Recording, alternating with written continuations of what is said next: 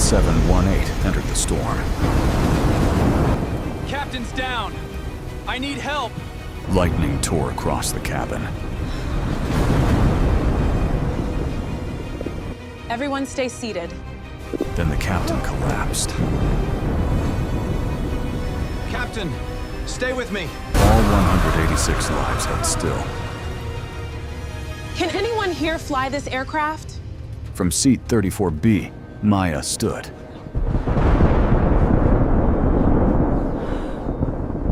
I can help. She had no uniform or badge, only an old leather bag and a name the airline feared. He said she could not fly. She was fired for a reason. 3 years earlier, Maya wore captain stripes. Sign the report, then walk away. It started with one missing number. The records don't match. But to understand why Graham Voss was more afraid of Maya Reed than of the storm outside, we have to go back 3 years. To the morning she first noticed a single missing number in an aircraft maintenance record. At the time, Maya still wore the Aurora Skies uniform with pride. She had earned every stripe on it the difficult way. There had been no family money paying for flight hours, no powerful relatives opening doors, and no easy path from the neighborhood where she grew up to the left seat of a commercial aircraft. Her father, Daniel Reed, had spent most of his life working beneath airplanes rather than inside them. He was an avionics technician, one of those men passengers never saw, but depended on every time a plane rose above the clouds. Daniel had taught Maya that aircraft did not become dangerous all at once. A disaster rarely began with fire, smoke, or a screaming alarm. More often, it began with one small shortcut that nobody wanted to question. A number entered incorrectly. A warning cleared too quickly. A part marked as replaced when it had only been reset.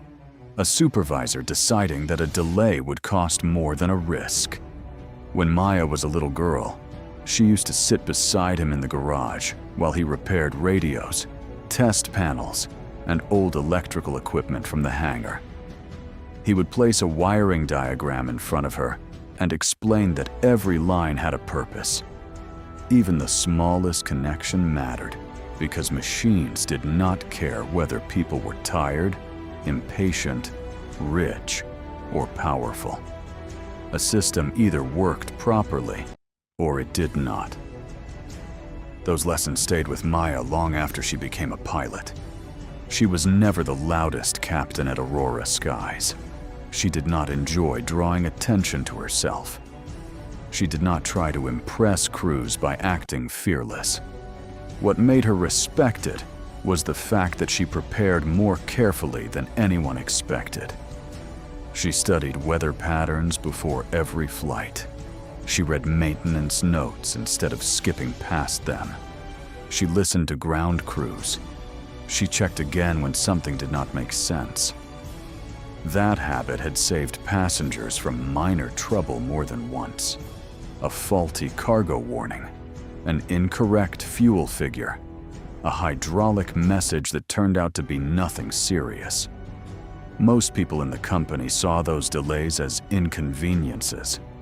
Maya saw them as proof that carefulness was not paranoia. Then came Flight 216 from Dallas to Phoenix. It was an ordinary overnight route. The passengers were tired. The cabin crew wanted an on-time departure. The weather was clear, and the aircraft had already been delayed once because of a late inbound connection. It should have been a simple flight, the kind people forgot the moment they landed. But while reviewing the maintenance log, Maya noticed that an electrical distribution unit had been marked as replaced during the previous week. The entry looked complete at first glance.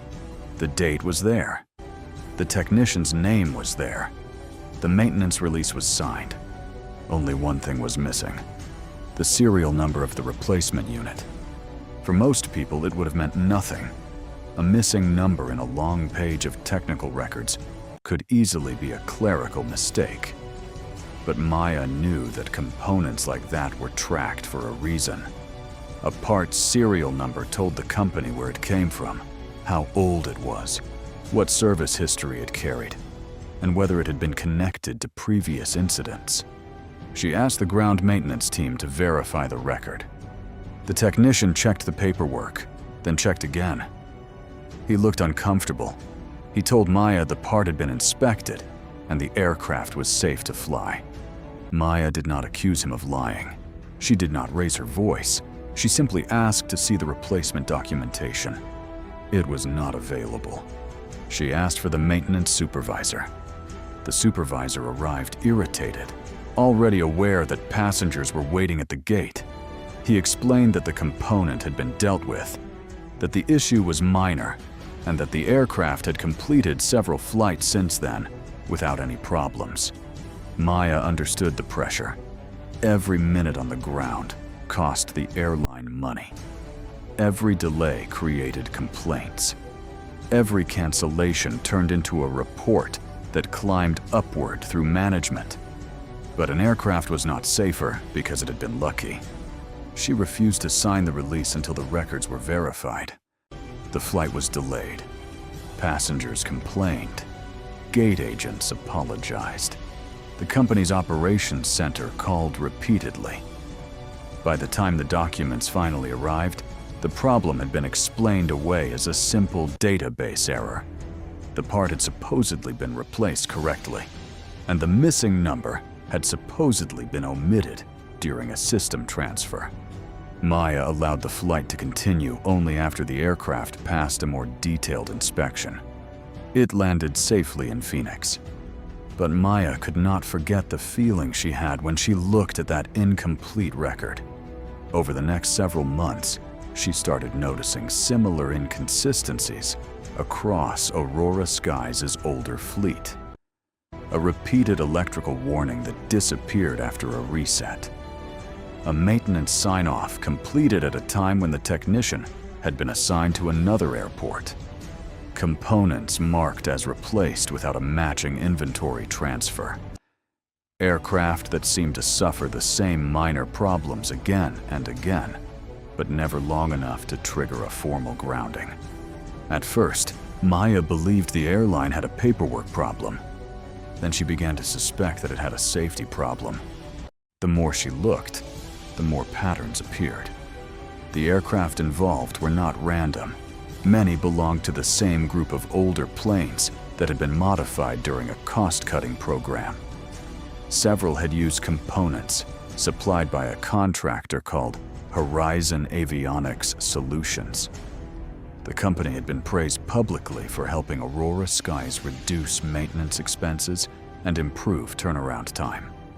But Daniel Reed had once warned Maya about companies that made their profits by promising that expensive problems could disappear cheaply. He had told her that the cheapest part was often the most expensive one in the long run. Maya compiled everything she found into a formal safety report. She was careful.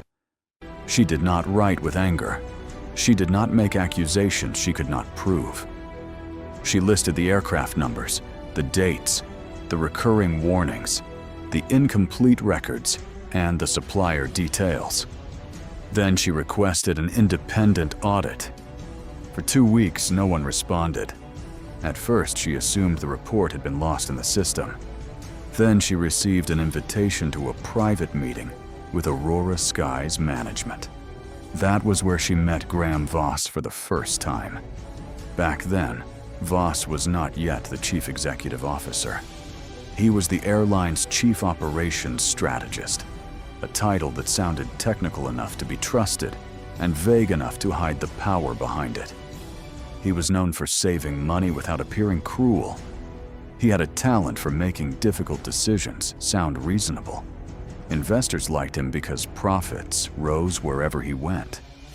Executives liked him because he never created public scandals.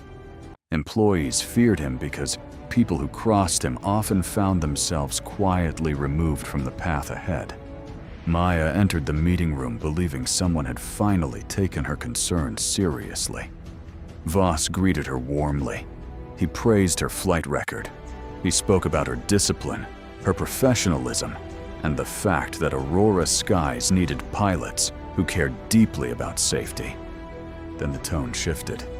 He suggested that Maya had become too emotionally invested in technical details outside her direct area of responsibility. He explained that maintenance teams had already reviewed the issue. He reminded her that pilots and engineers needed to trust one another. He implied that her persistence was creating tension inside the company. Nothing he said sounded openly threatening. That was what made it dangerous. By the end of the meeting, Maya realized that Voss was not trying to understand her report. He was trying to make her doubt it. He wanted her to believe that asking questions had made her difficult. He wanted her to believe that being careful had made her disruptive. He wanted her to feel ashamed for caring more about the truth than the company's image. Maya left the meeting unsettled, but she did not withdraw the report. Instead, she filed a second one. That was when Aurora Skies stopped treating her as an employee and began treating her as a problem. Within weeks, Maya was removed from active flight duty pending an internal review. No one explained what the review involved. No one gave her a clear timeline. She was asked to attend meetings where people spoke around the issue without ever addressing it directly. Her supervisors became distant. Colleagues who once trusted her stopped returning messages. Then the rumors began. Anonymous sources told aviation websites that a captain at Aurora Skies had repeatedly caused delays by overreacting to minor maintenance concerns. Industry forums began discussing an unnamed pilot who had supposedly clashed with ground crews. A columnist wrote about the danger of allowing personal anxiety to influence professional judgment. Maya's name was not mentioned at first. It did not need to be. Inside the airline, everyone knew who the story was about. Months later, when Aurora Skies finally released its decision, the company did not accuse Maya of misconduct. They did not claim she had broken any regulation. They did not say she was unqualified. They used softer words. They stated that her employment had ended because of concerns about professional collaboration and operational judgment. It was enough. Her licenses remained valid. Her training record remained strong. But no major airline wanted to hire a pilot whose former company had quietly labeled her a risk. Maya appealed. She requested access to the maintenance records that had prompted her report. She contacted regulators. She spoke to lawyers. But every path seemed to lead back to the same invisible wall. The airline insisted that its fleet was safe. The records she requested were delayed, restricted, or declared confidential. Her report was marked as unsubstantiated. The company moved on, and so did everyone else, except Maya. She did not stop believing that something was wrong. She simply ran out of people willing to listen. The hardest part was not losing the uniform. It was losing the future she had spent her entire life building. For years, she had imagined the first day she would become a captain. She had imagined the weight of the jacket on her shoulders, the sound of her name spoken over the cabin speakers, and the quiet pride on her father's face when he saw her standing beside an aircraft. Daniel Reed had lived long enough to see her earn that title, but he did not live long enough to see what Aurora Skies did to her. He had died a year before Maya filed the report, leaving behind a small metal case filled with old notes, component numbers, supplier records, and handwritten observations from his own years in aviation. At the time, Maya had thought of it only as a piece of him she could not bear to throw away. She carried that case everywhere, not because she believed it contained the answer to anything, but because it reminded her that someone had once taught her not to look away when the truth became inconvenient. After Aurora Skies pushed her out, Maya took whatever work she could find. She taught emergency procedures at a simulator center outside the city. She trained student pilots who dreamed of flying for airlines one day. She showed them how to handle engine failures, severe weather, rapid descents, and instrument malfunctions. At night, after the students went home, Maya sometimes stayed behind. She would sit alone in the simulator, surrounded by artificial screens and plastic controls, looking at a runway that was not real and listening to a wind that did not exist. She still knew every procedure. She still remembered every call-out. She still dreamed about flying. But she no longer believed the industry would ever allow her back into a real cockpit. That was why she had booked the cheapest seat she could find on Aurora Sky's Flight 718. She was traveling to an interview for a small training position in another state. The job did not offer prestige. It did not offer a captain's salary. It did not even guarantee that she would ever fly a real aircraft again. But it offered something she had almost stopped expecting: a reason to stay close to the sky. She had boarded the flight quietly, kept her head down, and chosen seat 34B near the back. She had no idea Graham Voss would be sitting in first class. She had no idea Captain Luis Herrera would collapse.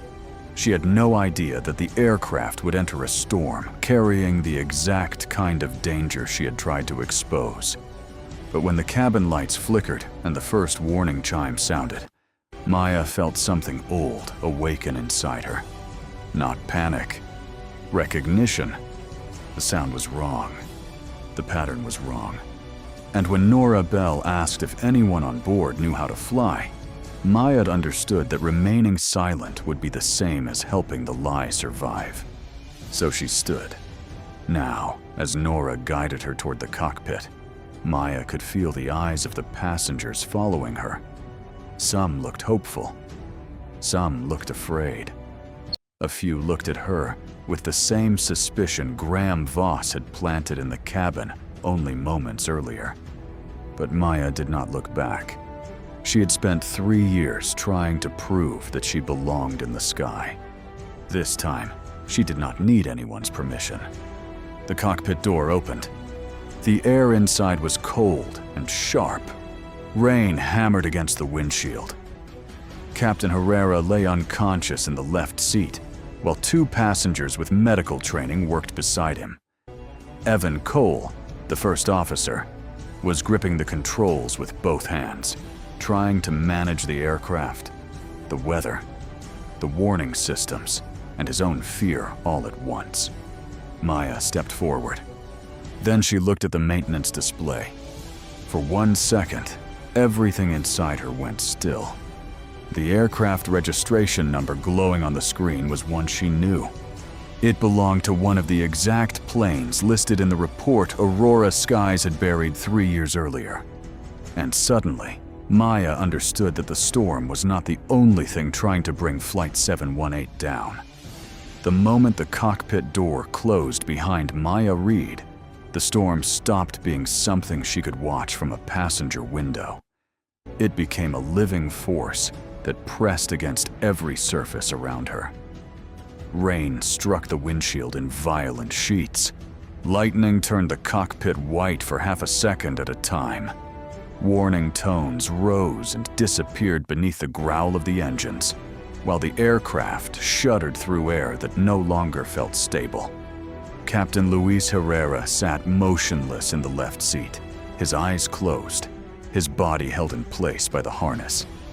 He had collapsed only minutes earlier, leaving Evan Cole, the young first officer, alone with a medical emergency, severe weather, and a panel of instruments that seemed to be losing faith in themselves one screen at a time.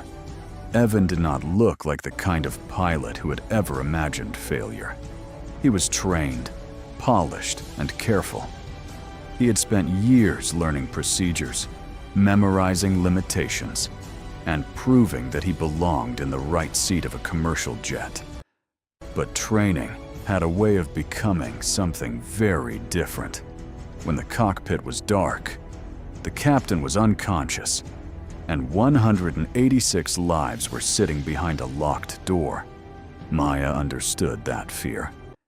She had known it long before Aurora Skies had taken her uniform, her cockpit, and the career she had once believed would define her life. Fear was not always loud. Sometimes it sat quietly in the room, hiding behind a steady voice and a professional posture, waiting for one small failure to become another. She did not begin by trying to take control of everything. That would have been useless. Evan was still flying the aircraft. The engines were still running. The airplane still had a path through the storm, even if that path was narrowing by the second. What Evan needed was not someone to make him feel smaller. He needed someone who could separate the emergency into pieces small enough to survive. Maya told him to stay with the essentials: airspeed, altitude, direction. Nothing else mattered until those things were secure. The rest of the cockpit could flash, chime, and threaten all it wanted. Panic would come from trying to solve every problem at once. Survival would come from handling the next problem first. For a few seconds, Evan's breathing slowed. His hands remained tight around the controls, but they stopped moving with the helpless urgency of someone searching for a miracle. Maya watched him settle into the rhythm of the work. He was still frightened. He was still young, but he was listening. Outside the cockpit, Nora Bell moved through the cabin with the kind of calm that could only come from someone who understood how much people needed to borrow courage from another person. She did not promise the passengers that everything would be fine. Promises were dangerous at 37,000 feet. Instead, she gave them instructions, routines, and the steady presence of someone who refused to let fear become contagious. Most of the passengers did not know exactly what had happened. They only knew that the captain had stopped speaking. The lights had flickered, and the storm outside looked less like weather and more like a wall. Some held hands with strangers. Some stared at the ceiling as if the aircraft might answer their questions. Some prayed in silence. And in first class, Graham Voss sat surrounded by comfort that suddenly meant nothing. Voss had spent his life believing that every crisis could be controlled by the right person in the right room. He knew how to make nervous investors feel confident. He knew how to turn bad press into reassuring language. He knew how to bury a problem beneath legal statements and polished smiles. But the cockpit of Flight 718 was not a boardroom. It did not care who owned the company, who had influence, or who could afford the best attorneys. The storm did not recognize titles, and for the first time in years, Graham Voss was trapped in a place where the woman he had tried to erase was more valuable than he was. Maya studied the flickering displays, while Evan followed the emergency procedures. A navigation screen went dark, returned, then began showing incomplete information. One electrical warning appeared and disappeared. Another followed. The failures were not dramatic enough to look like a total collapse, but they were too strange to ignore. They came in bursts, almost as if the aircraft were trying to tell them something and could not decide whether it had the strength to keep speaking. Then Maya saw the aircraft registration number on a small maintenance screen. For one moment, the storm disappeared from her mind. She knew that aircraft, not because she had flown it often, but because she had seen its records before. 3 years earlier, when she had still worn Aurora Skies captain's stripes, she had found a missing number in a maintenance report tied to an electrical replacement. At the time, it had looked like a small inconsistency, a missing serial number, a skipped verification line, a document that seemed to have been cleaned too carefully. But Maya had learned from her father that the smallest missing detail could carry the largest warning. Daniel Reed had worked around aircraft systems for most of his life. He was not famous. He did not have a high-ranking office or a seat in executive meetings. He was simply the kind of technician who noticed what other people ignored. He noticed when parts were listed as new, but carried the wear of older units. He noticed when records were signed too quickly. He noticed when aircraft behaved differently after rain, after heavy electrical demand, or after long hours in difficult weather. He had never believed that danger announced itself loudly. Most danger, he used to say, began as something people found convenient to overlook. Maya had carried that lesson with her into every cockpit she had ever entered. And now, as she watched the displays flicker on Flight 718, she understood something that made her chest tighten. The storm had not created the problem. The storm had forced it into the open. She asked Nora to bring the worn leather bag from her seat in row 34B. Nora did not ask why. She had seen enough in Maya's face to understand that this was not a request made out of fear. It was a request made because Maya had found a thread, and she intended to follow it. While Nora made her way through the cabin, Evan reported the aircraft status to air traffic control. He declared the medical emergency. He reported the electrical failures. He requested priority handling. His voice was still strained, but it had changed. It no longer sounded like someone waiting to be rescued. It sounded like someone beginning to believe he might be able to help rescue others. Then Aurora Sky's operations called the cockpit. At first, the voice on the radio sounded controlled and professional. The operations representative asked about the captain's condition, the instrument failures, and the aircraft's ability to continue. But then came a question that did not belong in an emergency call. They asked whether Maya Reed was in the cockpit. For a moment, the storm seemed quieter. Evan looked toward Maya. Nora, who had returned with the leather bag, stood near the cockpit door and understood immediately that the company had not learned Maya's name by accident. Graham Voss had already made his calls. He had already started trying to shape the story before the aircraft had even touched the ground. Maya had once been afraid of what her name could do to her. She had watched it become a warning whispered in airline offices. She had watched former colleagues avoid her because defending her might make them inconvenient too. She had watched her career become a rumor that other people used to protect themselves. But the storm had stripped away every reason to be afraid. She told operations the truth. She was a former Aurora Skies captain with experience on that aircraft type. She was assisting the first officer during an active medical emergency. The aircraft needed priority. The crew needed a safe runway. Nothing else mattered.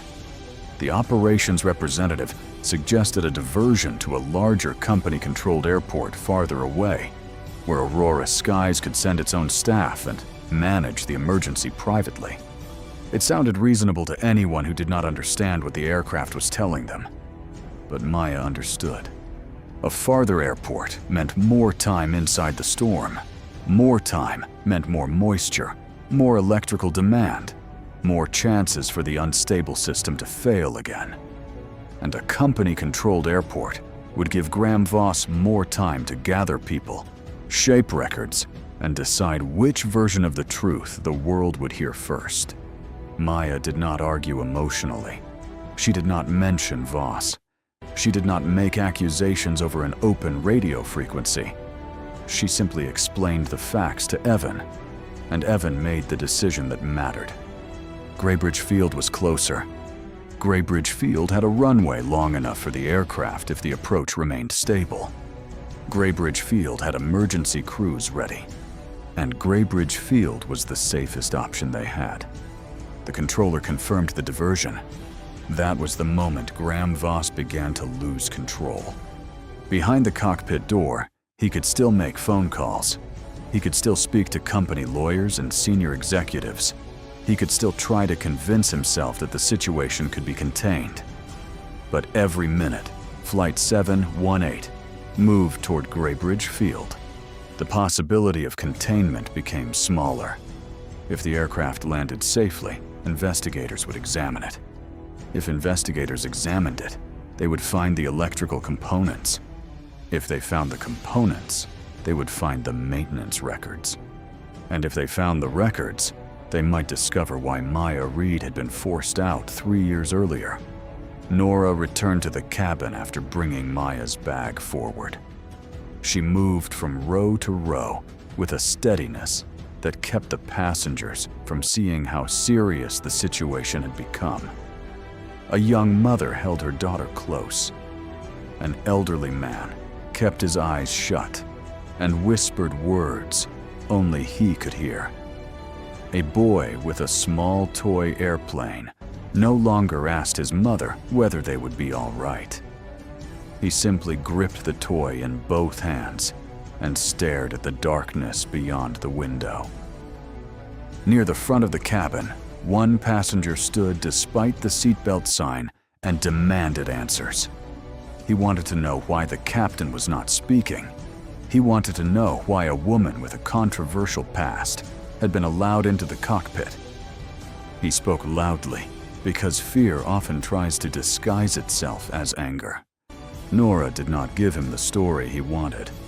She told him that the crew was handling an emergency and that everyone on board needed to remain seated. When he continued to protest, the aircraft dropped hard through a pocket of turbulence. His balance disappeared before his argument did. He grabbed the top of a seat and realized in one sudden and humiliating instant that there were no important passengers on that airplane. There were only people who needed the crew to bring them home. He sat down. In the cockpit, Maya opened the old metal case from her bag.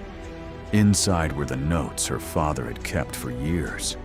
Some were stained from workshops and rain. Some were folded at the corners. Some carried diagrams that only someone trained to recognize patterns would understand. Daniel Reed had never expected those pages to become evidence. He had written them because he believed that knowledge had a duty. If something dangerous was happening, someone had to leave a record of it. Maya found the page she was looking for. It described a family of electrical units that could behave unpredictably under extreme moisture and fluctuating demand. The failures could begin quietly. A display could reset. A warning could blink and disappear. A circuit could recover just long enough for someone to decide there was no real problem. But under pressure, the instability could spread. Maya looked from the notebook to the failing display. The patterns matched. It was not proof of every detail. Not yet. But it was enough to understand the immediate danger. The aircraft still had reliable primary data. The engines were stable. The flight controls were responding. But the electronic systems could no longer be trusted completely. And the longer they stayed inside the storm, the more dangerous that uncertainty became.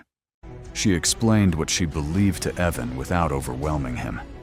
The goal was not to solve 3 years of corruption in the middle of a storm. The goal was to land the airplane before the next failure took away something they could not afford to lose. Evan listened. Then he did something Maya would remember long after the flight was over. He stopped trying to prove that he was in control. Instead, he accepted help. That was the difference between arrogance and courage. Arrogance demanded that a person face danger alone, so no one could see them afraid. Courage understood that survival sometimes required trusting the person beside you.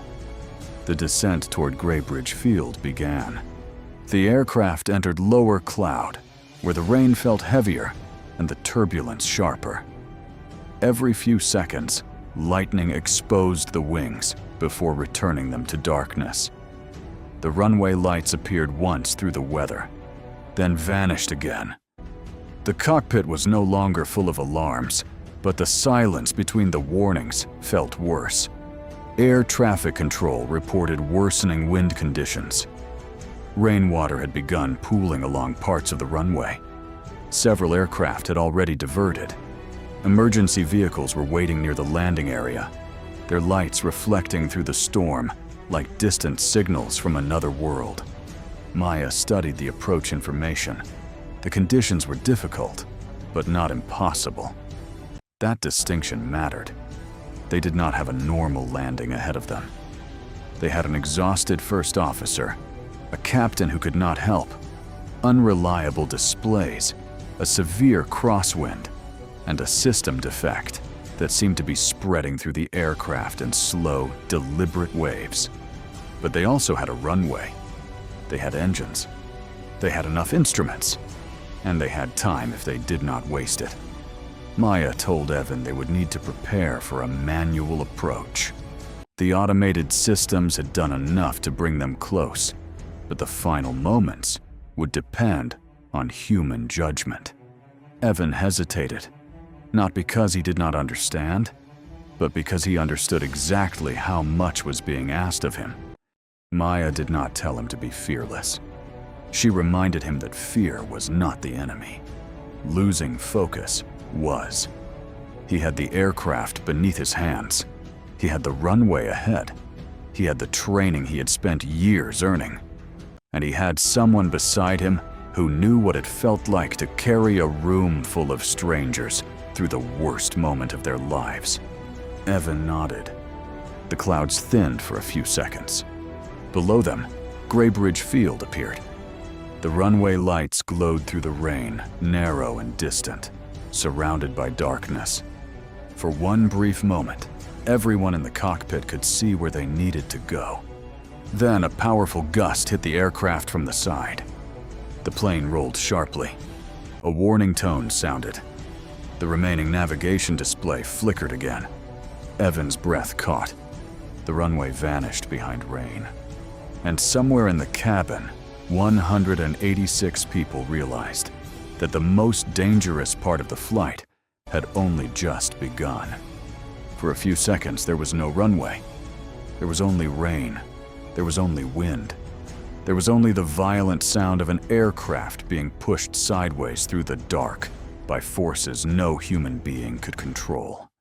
Evan tightened his grip on the controls, but Maya could see the moment when fear tried to take over again. It was there in the way his eyes moved too quickly from one instrument to another. It was there in the breath he did not finish. It was there in the silence that came just before someone either found their training or lost it. Maya stayed with him. She did not take the airplane from his hands. She did not try to become the hero of the story by doing everything herself. Evan was the pilot flying, and the only way they would survive was if he remained connected to the aircraft instead of surrendering to panic. So Maya gave him one instruction at a time. She kept his attention on the remaining instruments. She helped him trust the physical feel of the aircraft when the screens could not be trusted. She reminded him that a crosswind did not need to be defeated. It needed to be understood. The plane would move. The storm would push. Their job was not to force the sky into obedience. Their job was to make the next correct decision before the next dangerous second arrived.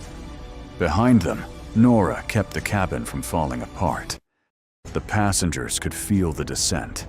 They could feel the aircraft being thrown from side to side.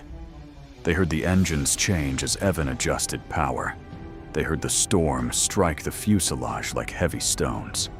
Some people cried. Some people held the hands of strangers. Some stared at the seat backs in front of them because looking out the window felt impossible. Nora moved through that fear with the quiet strength of someone who understood that people did not always need answers. Sometimes they needed a face that told them they had not been abandoned. She checked seatbelts. She helped a frightened child hold on to a parent's hand. She guided an elderly passenger through slow breaths. And when panic rose near the front of the cabin, she did not allow it to become a fire that spread through the rows. Even Graham Voss had gone quiet.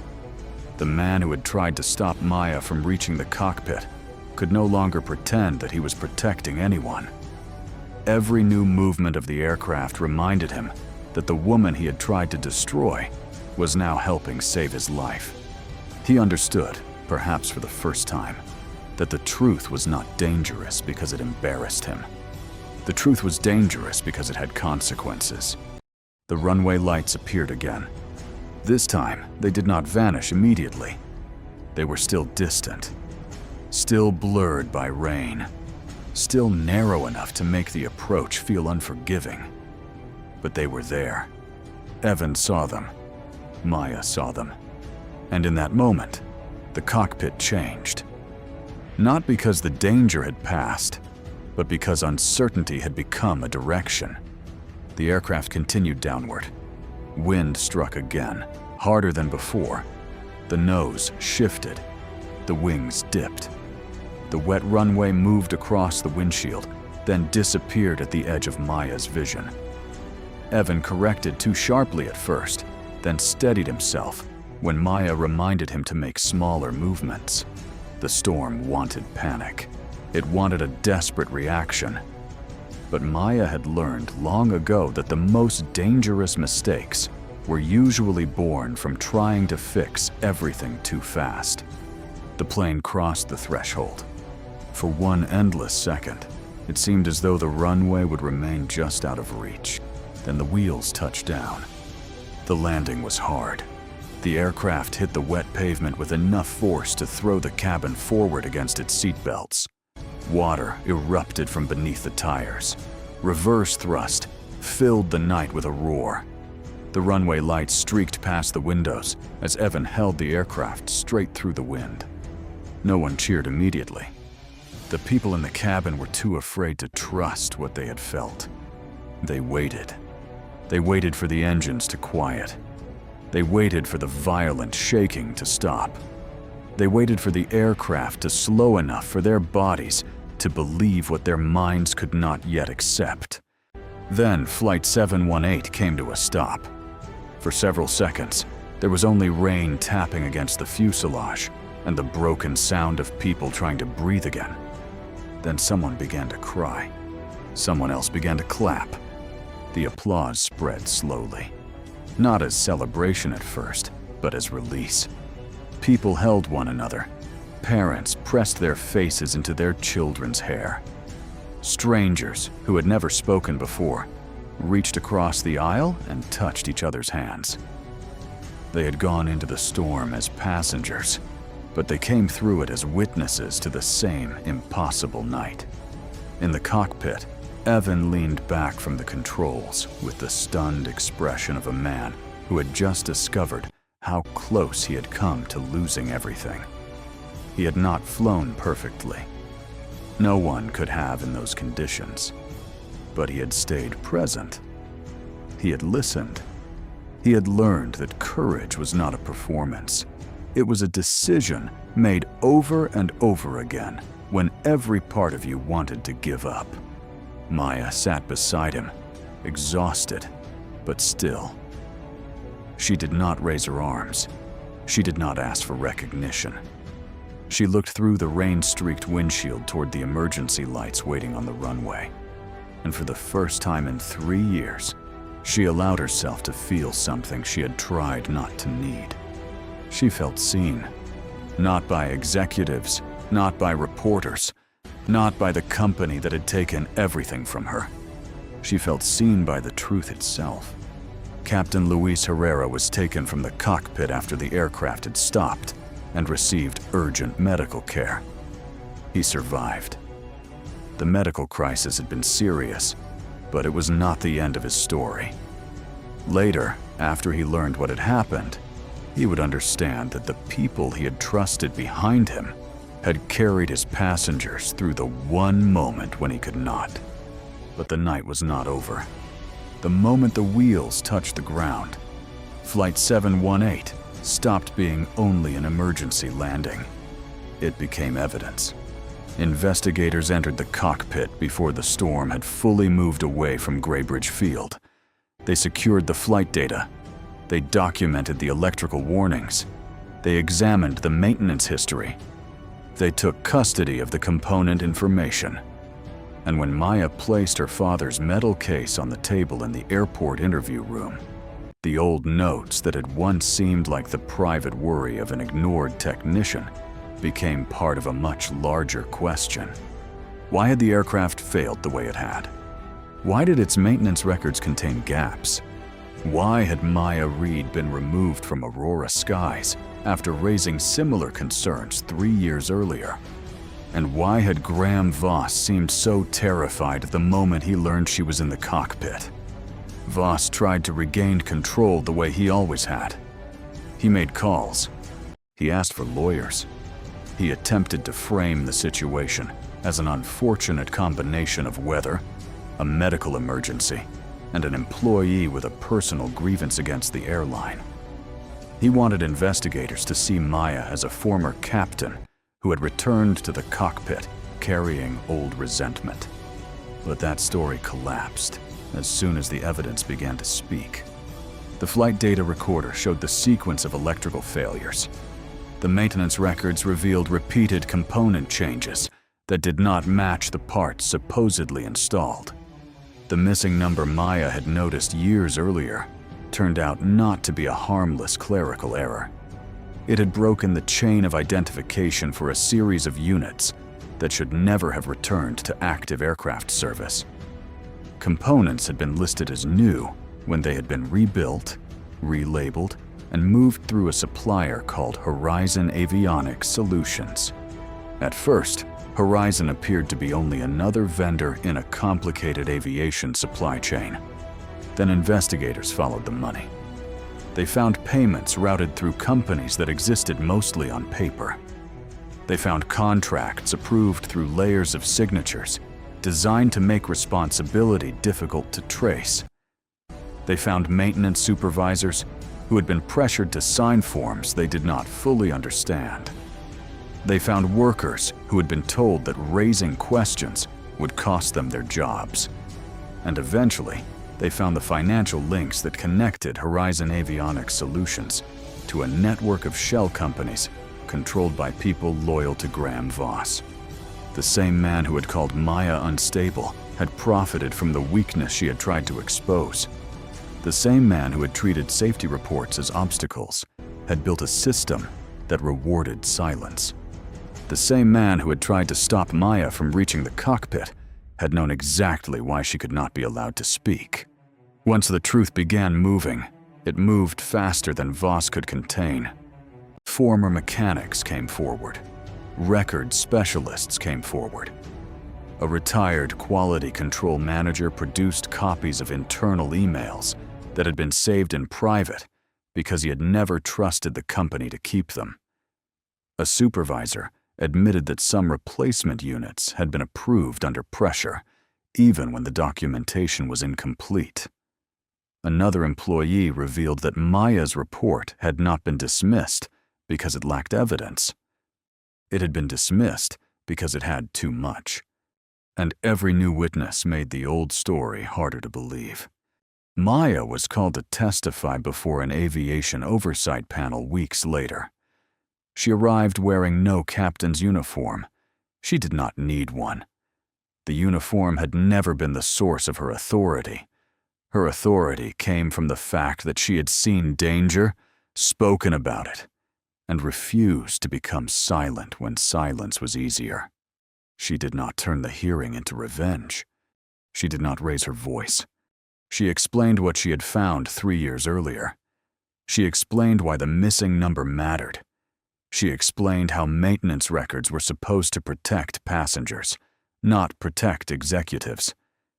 She explained that safety was not a slogan painted on a corporate wall.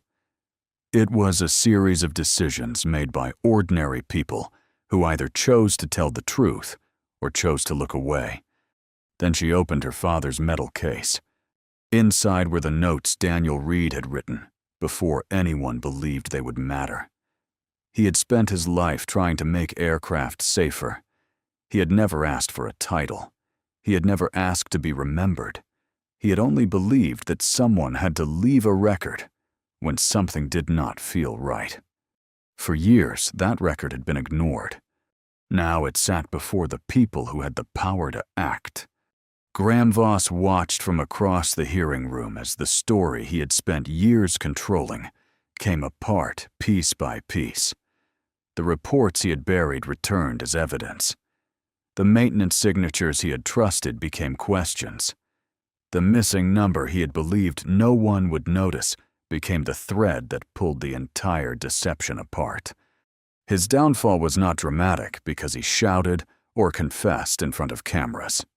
It was dramatic because he had built his power on the belief that no one would ever make him answer for what he had done. And now, one by one, people were asking. The board removed him from his position. Federal investigators opened criminal cases connected to fraud, falsified maintenance records, and the financial network behind Horizon Avionics Solutions.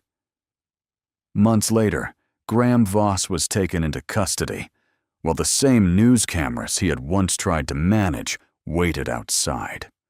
There was a certain justice in the way it happened. Voss had spent years using paperwork to hide danger. In the end, paperwork exposed him. He had silenced people by making them feel small. In the end, the people he had ignored became the witnesses who brought him down. He had treated Maya Reed's name like a problem to be erased. In the end, her name became impossible to separate from the truth. Aurora Skies offered Maya an apology. It came with compensation, public statements, and an invitation to return. They offered her a senior position. They offered to restore the career they had helped destroy. They spoke about rebuilding trust and creating a safer culture. For many people, that offer would have seemed like victory. But Maya understood something they did not. Some doors were not meant to be reopened. She accepted the apology because acknowledgement mattered. She accepted the compensation because justice did not require her to pretend that harm had never been done. But she did not return to Aurora Skies. Instead, Maya used part of what she received to build something that did not depend on anyone powerful deciding who deserved to be heard. She created the Daniel Reed Aviation Fellowship.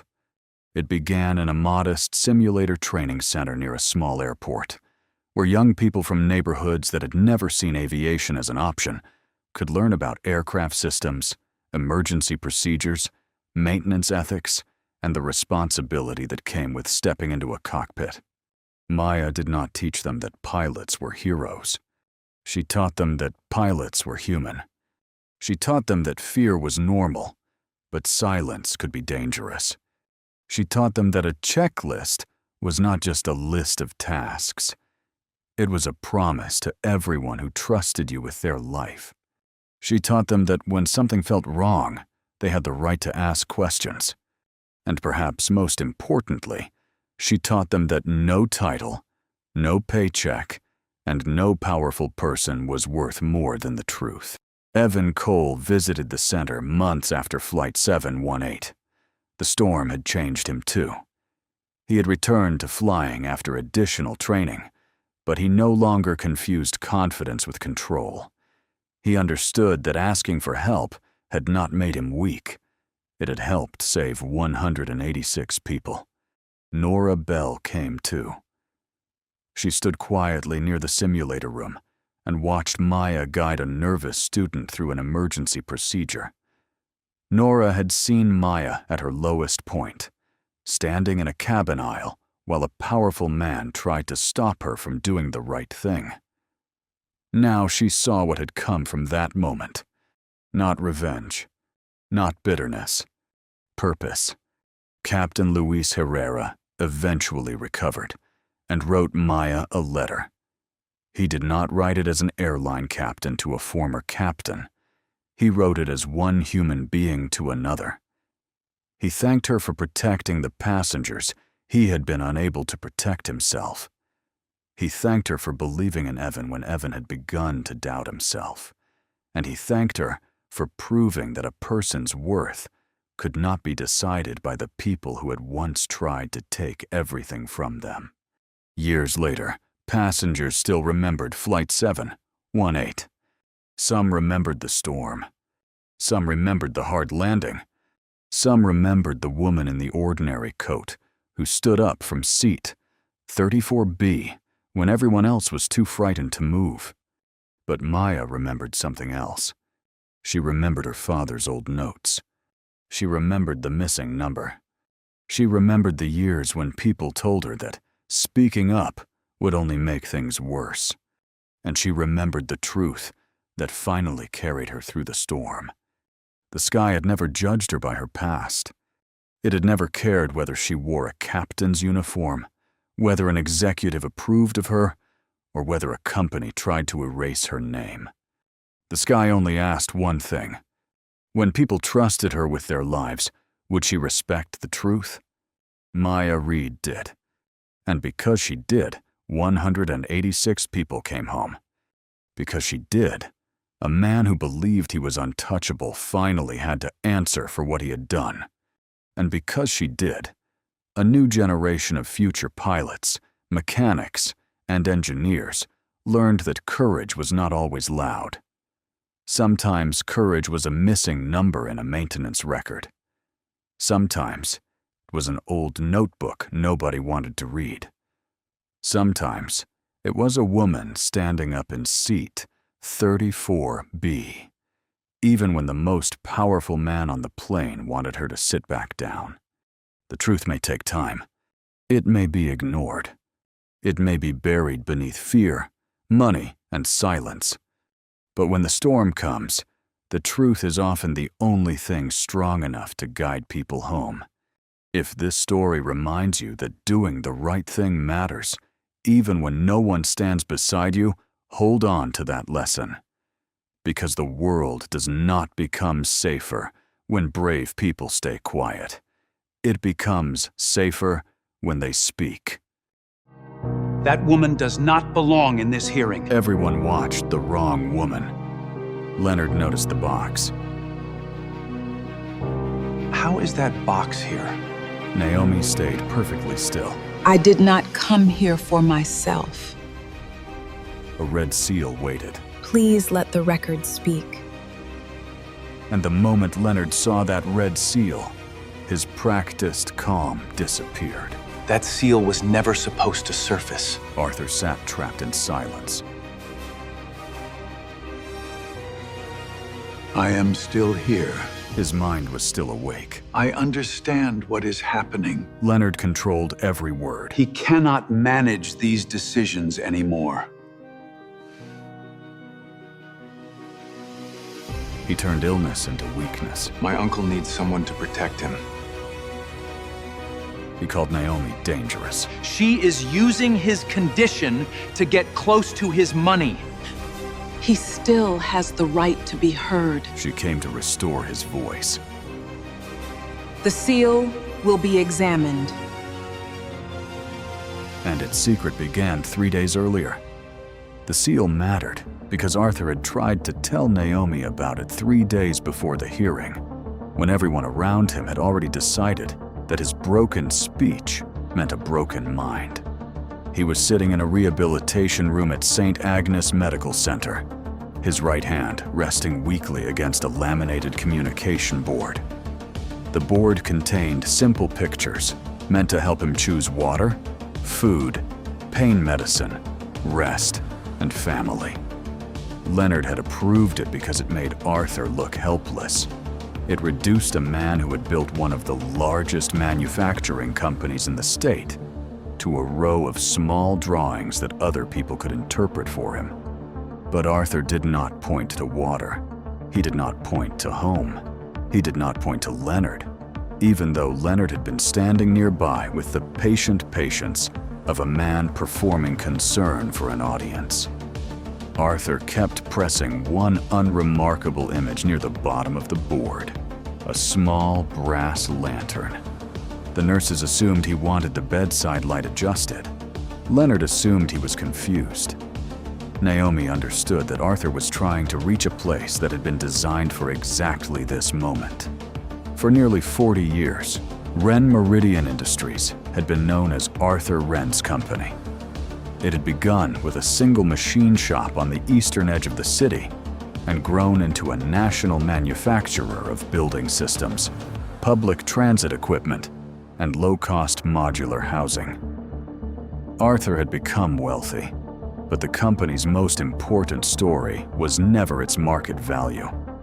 Its story was the people who had stayed when business was difficult. Welders, machinists, warehouse workers, clerks, maintenance crews, and families who could trace 3 generations of steady work back to the same factory gates. Arthur liked to say that a company was not a monument to the person who founded it. It was a promise made to the people whose hands kept it standing. He had put that belief into practice in ways that irritated investors and inspired employees. Wren Meridian maintained a housing division that built durable apartments for working families. It funded scholarships for trade students. It kept a medical assistance program for retired employees long after accountants argued that the expense no longer made business sense. Those choices were not sentimental accidents. Arthur had seen what happened when executives treated workers as numbers in a report. His own father had lost a job during a factory consolidation when Arthur was young, and the memory had stayed with him. Success, he believed, meant little if it required people who had given their lives to a business to become disposable the moment they became inconvenient. Leonard Hale had never shared that belief. He was Arthur's sister's son, and from the beginning, he had learned how to make ambition look like devotion. Leonard had joined the company 15 years earlier, after an impressive career in consulting. He understood market language, shareholder pressure, acquisition strategy, and the polished way successful people could turn a selfish proposal into a speech about the future. He could make a layoff sound like a rescue plan. He could make the sale of a neighborhood look like innovation. He could sit beside a worried employee, lower his voice, touch their shoulder, and leave them feeling that they had been heard, even while he prepared to do the opposite of what they needed. Arthur had noticed Leonard's talent long before he recognized the danger beneath it. He made his nephew chief operating officer because the company was changing and because he believed younger leadership needed room to grow. Leonard rewarded that trust by becoming indispensable.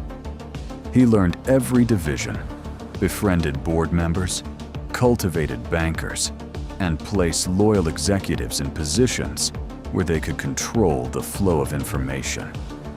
By the time Arthur began asking difficult questions about certain transactions, Leonard had already built a circle around himself. The conflict between them had started quietly.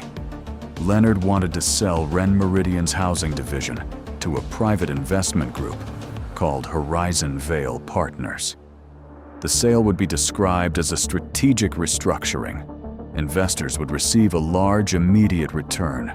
Wren Meridian would become leaner, more profitable, and easier to reposition for a future public offering. Leonard spoke about the proposal as though it were the only rational answer to a changing economy. Arthur saw something else. He saw rents rising, workers being pushed farther from their jobs, and an entire mission being handed to people who had never cared about it. He knew Horizon Vale had a record of buying affordable properties, cutting maintenance, raising fees, and selling them again when the numbers improved. He also knew that once the division was gone, it would never return. For 2 years, Arthur refused to approve the sale. He delayed meetings, requested independent reviews, and kept his voting shares locked behind a trust structure that made a quick takeover difficult. Leonard smiled through every disagreement. In public, he praised his uncle's wisdom. In private, he began preparing for the day Arthur could no longer stand in his way. That day appeared to arrive on a cold Sunday morning in early March, when Arthur suffered a stroke. The stroke did not take his memory. It did not erase his judgment. It damaged the part of his brain that helped turn thoughts into spoken language. The doctors explained that he had aphasia, a condition that could make it painfully difficult to find words, form sentences, read quickly, or answer questions under pressure. To anyone willing to slow down, use written choices, allow time, and listen beyond speech, Arthur remained unmistakably himself. He recognized people. He understood documents. He reacted strongly to business news. He could point to figures, write fragments, and signal agreement or refusal with remarkable precision. But aphasia was a condition Leonard could exploit because it was easy to misunderstand. When Arthur struggled to answer a question in the hospital, Leonard would gently explain that his uncle had become confused. When Arthur tried to push away papers, Leonard would say he was agitated. When Arthur stared at a visitor with anger because he could not express what he wanted, Leonard would tell the visitor that the stroke had changed him.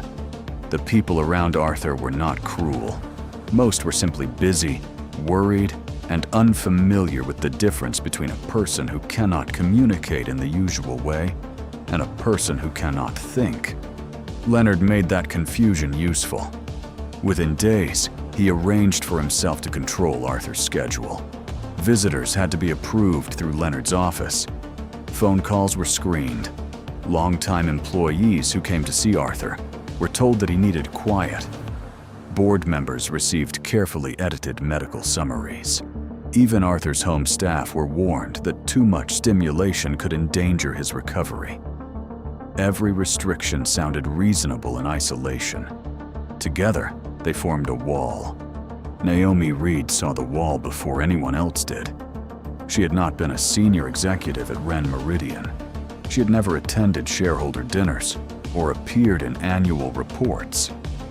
For most of her career, Naomi had worked in the Records and Preservation Department, a small office in the oldest building on the company campus. Her work involved minutes from board meetings, trust amendments, land deeds, historical contracts, environmental reports, employee pension records, and the delicate task of deciding what should be protected when everyone else wanted more space. It was work that made powerful people impatient. They wanted files quickly. They wanted old disputes forgotten. They wanted signatures without context and summaries without inconvenient attachments. Naomi had learned that the most important document in a room was often the one someone called outdated. She had come to Ren Meridian in her 20s after her father injured his back at the factory and could no longer work steady shifts. Her father had been proud of the company even when it failed him. He kept a photograph of Arthur shaking hands with a line of welders after a contract victory. And he told Naomi that men like Arthur were rare because they still remembered the names of people who worked below them. Naomi did not romanticize the company. She knew its history included mistakes, layoffs, and decisions that hurt people. But she also knew Arthur and his late wife, Beatrice, had spent decades trying to build safeguards against the kind of greed that could erase a company's conscience in a single board meeting. Beatrice had been the first person at Ren Meridian to treat Naomi's work as something more than storage. She had a scholar's mind and a practical understanding of human weakness. She believed that people often behaved honorably when circumstances were easy, but true character appeared when money, illness, inheritance, and fear entered the same room. Years before Arthur's stroke, Beatrice had begun building a separate system for critical records. She called it the Lantern Archive because, in her words, hidden things should have a light kept for them. The archive was not a secret fortune or a private collection of gossip. It contained certified copies of documents that could matter if family pressure, corporate pressure, or medical crisis ever placed Arthur's intentions at risk. Arthur agreed because he understood what Beatrice was protecting. He had seen families tear themselves apart over a will. He had seen elderly founders surrounded by advisors who suddenly became experts on what was best for them. He had seen how quickly a person's own wishes could disappear once people decided that age, illness, or slow speech made those wishes inconvenient. The Lantern Archive was lodged not in Ren Meridian's offices, but in the county's restricted records repository. The company kept reference copies, but the certified originals were stored under a protocol requiring a court order, an independent records officer, and a documented chain of custody. Naomi had helped organize the material, but she could not open it alone. No one could. That was the point. Leonard knew the archive existed. Naomi was certain of it. He had attended the meeting years earlier, when the capacity safeguards were discussed. Although he had acted bored at the time, he had called them overly cautious and expensive. Beatrice had smiled politely, then asked that his objection be entered into the minutes. After Arthur's stroke, the first sign that Leonard was moving against Naomi came quietly. 2 folders vanished from the company records room. They were not dramatic files. One contained old board resolutions related to Arthur's voting shares. The other held correspondence about the Lantern Archive.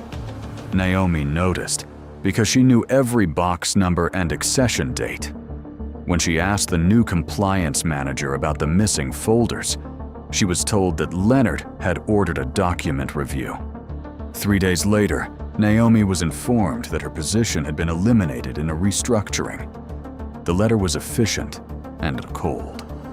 It praised her long service, offered a severance package, and required her to return all company property. It also contained a warning that unauthorized retention or disclosure of internal materials could lead to legal action. Naomi understood the message beneath the formal language. Leonard was not simply removing her from payroll. He was making sure that if she spoke up, people would assume she had stolen something. She went home that afternoon carrying an empty cardboard box. In the box were a framed photograph of her father, a small brass paperweight shaped like a lantern, and a note Beatrice had written years earlier after Naomi stayed late to recover a damaged pension ledger. The note thanked her for believing that records were a form of respect. For 2 weeks, Naomi did nothing, not because she did not care, but because she knew that rushing toward a man like Leonard would only give him the story he wanted. He needed her to appear emotional, resentful, and unstable. He needed the court to see a dismissed employee rather than a witness to something larger. Then Arthur's old driver called her from a number she did not recognize. The driver had worked for Arthur for 27 years. He sounded frightened. Leonard had reassigned him, but he had seen Arthur during a transfer between appointments. Arthur had struggled to hold a notepad. On it, he had drawn a rectangle, a red circle, and a small lantern. The driver did not understand, but he remembered Naomi had once spoken about old company records. He thought she might. Naomi understood immediately. The rectangle was a document box. The red circle was a seal. The lantern was the archive. She contacted Daniel Park, the attorney the probate court had appointed to represent Arthur's interests in the guardianship case. Daniel was not Leonard's lawyer and not Naomi's ally. He was a careful attorney with a reputation for taking difficult cases seriously. But when Naomi first called, He sounded tired. He had already reviewed the medical report from Dr. Martin Vale, a respected neurologist, who concluded that Arthur could not make complex decisions. He had also listened to Leonard's account of a confused old man being manipulated by a former employee. Daniel agreed to meet Naomi only because Arthur's driver had independently confirmed the strange drawing. Naomi did not try to impress him. She did not pretend to have answers she did not possess. She placed copies of her employment records, the severance letter, the archive protocol, and a timeline of missing files on the table between them. She explained what aphasia was. She explained why a hurried verbal examination could not determine whether Arthur understood financial decisions. And she explained that the Lantern Archive might contain documents relevant to any attempt to take control of Arthur's property. Daniel listened without interrupting. When she finished, he asked the question Leonard had wanted everyone to ask. Why should anyone believe a fired records employee over a nephew, a doctor, and a board of directors? Naomi answered that they should not believe her because she was fired. They should verify the record because the record either existed or it did not. That answer changed something. Daniel checked the county repository. The Lantern Archive was real. Its access conditions were real. And most importantly, a limited request for emergency guardianship had been filed by Leonard only 48 hours after the first scheduled board discussion of the Horizon Vale sale. The timing did not prove wrongdoing, but it made the request impossible to ignore. The guardianship petition was written to sound compassionate. It described Arthur as vulnerable, confused, and unable to understand the consequences of business decisions. It argued that without a responsible family member in charge, Arthur's health and assets could be endangered. Leonard offered himself as the obvious solution.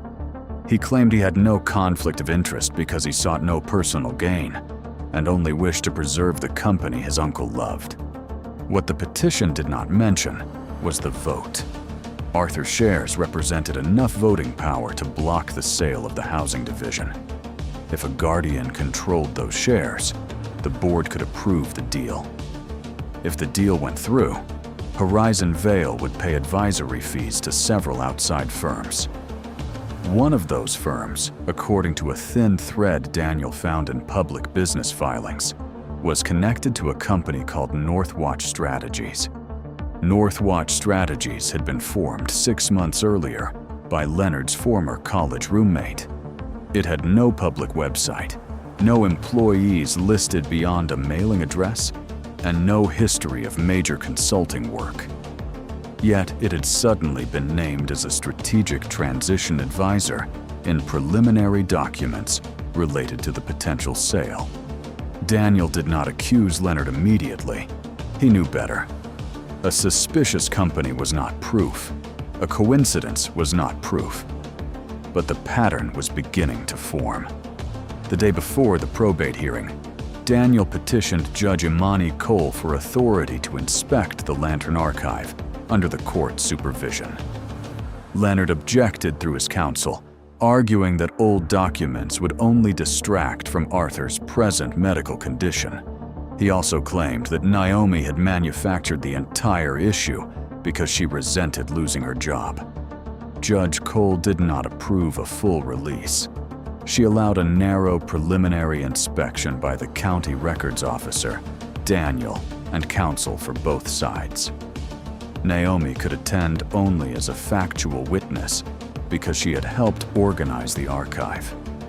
The limitation frustrated her, but it also protected the process.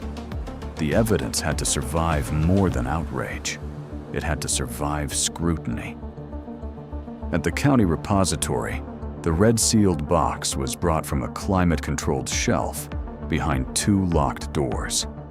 The records officer read the accession number aloud. Daniel verified it against the court order. Leonard's attorney watched every movement.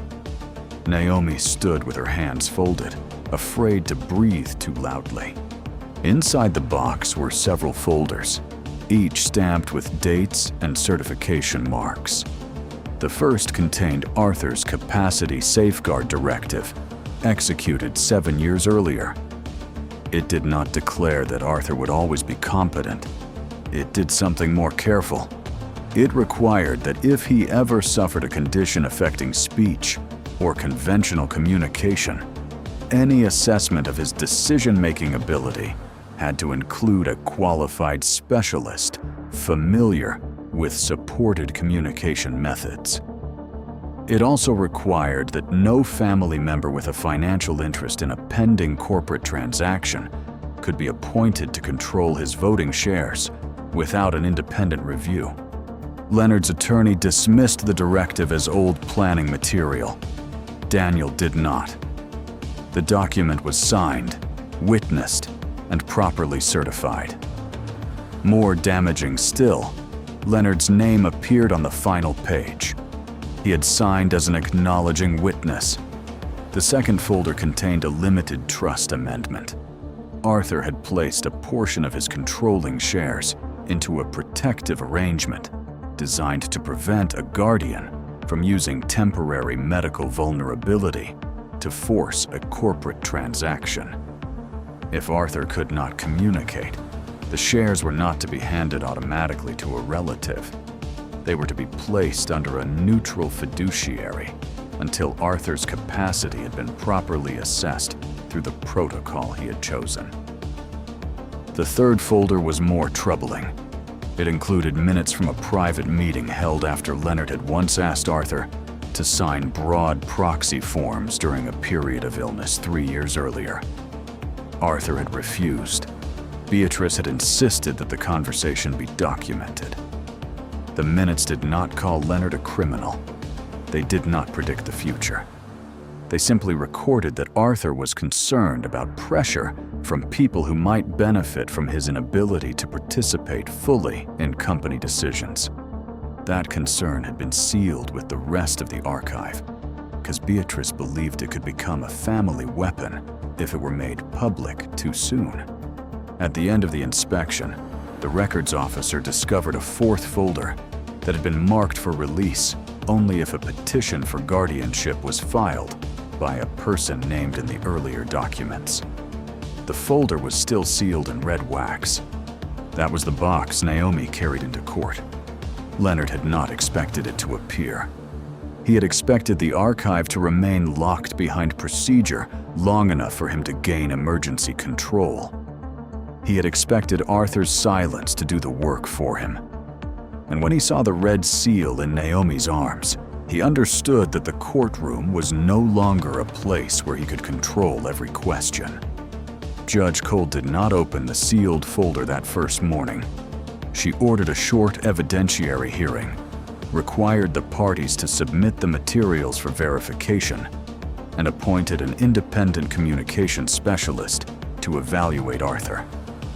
It was not the victory Naomi wanted, but it was the first time in 6 weeks that Arthur's condition would be examined without Leonard deciding what his silence meant. As court recessed, Leonard walked past Naomi without looking at her.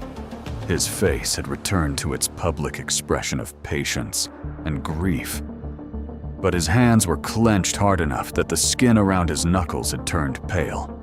Naomi watched him leave and felt no satisfaction yet. The red seal had not proved anything. It had only bought time. And time was exactly what Leonard had been trying to steal.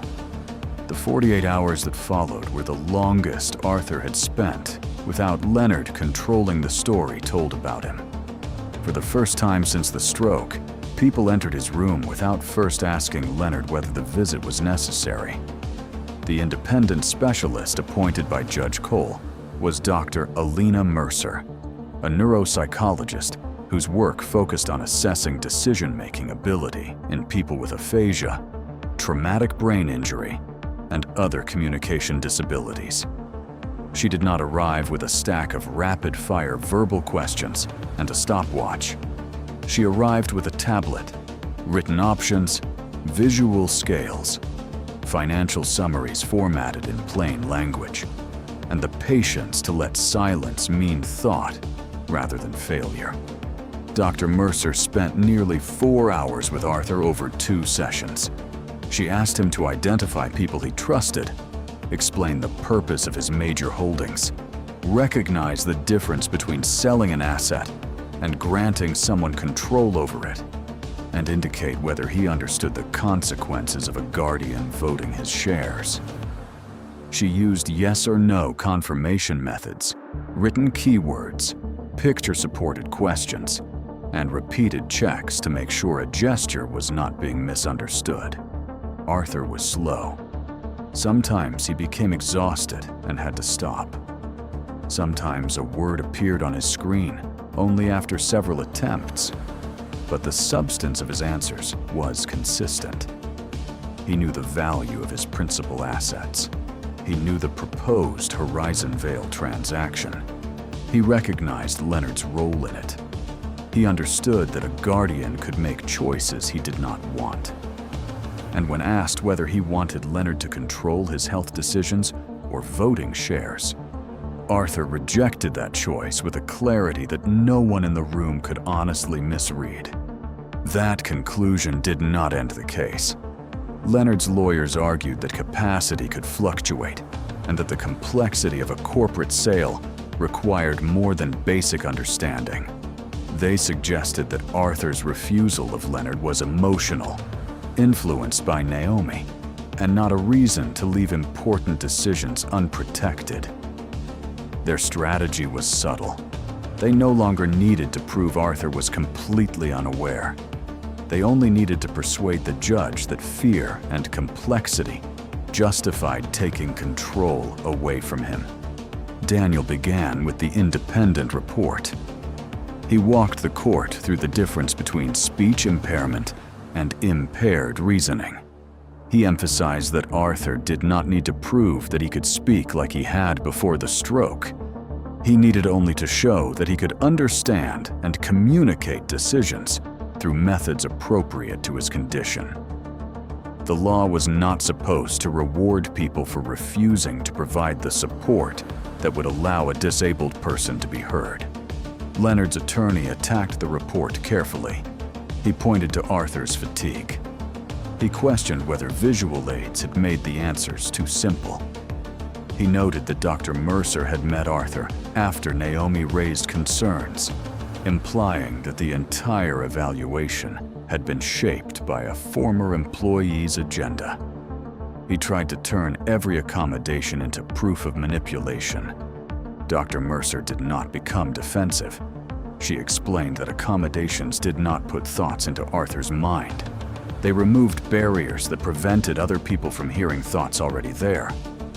She explained that a person using glasses was not being coached to see, and that a person using an interpreter was not being coached to speak. The same principle applied to supported communication. At first, Dr. Vale appeared confident. He had years of clinical experience and a respected private practice. His original assessment was concise, formal, and built around familiar categories. Arthur had failed to answer certain verbal questions quickly. He had struggled to repeat phrases. He had become frustrated during testing. Dr. Vale had concluded that these failures indicated substantial cognitive decline. Daniel did not accuse him of lying. Instead, he asked what methods he had used to distinguish aphasia from loss of executive function. Dr. Vale acknowledged that he had not used a communication board, written choice assessment, extended response time, or consultation with a speech-language specialist. He said the setting had been urgent and that he relied on professional judgment.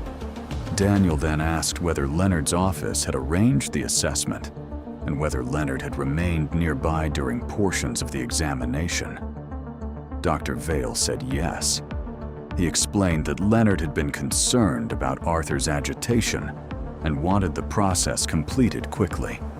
The next question changed the air in the room.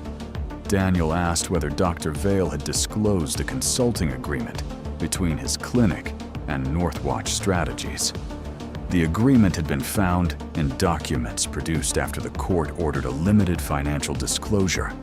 It was not a direct payment for the guardianship opinion. That would have been too obvious. Instead, Northwatch had retained Dr. Vale's clinic months earlier to provide executive wellness consulting for a future transition project.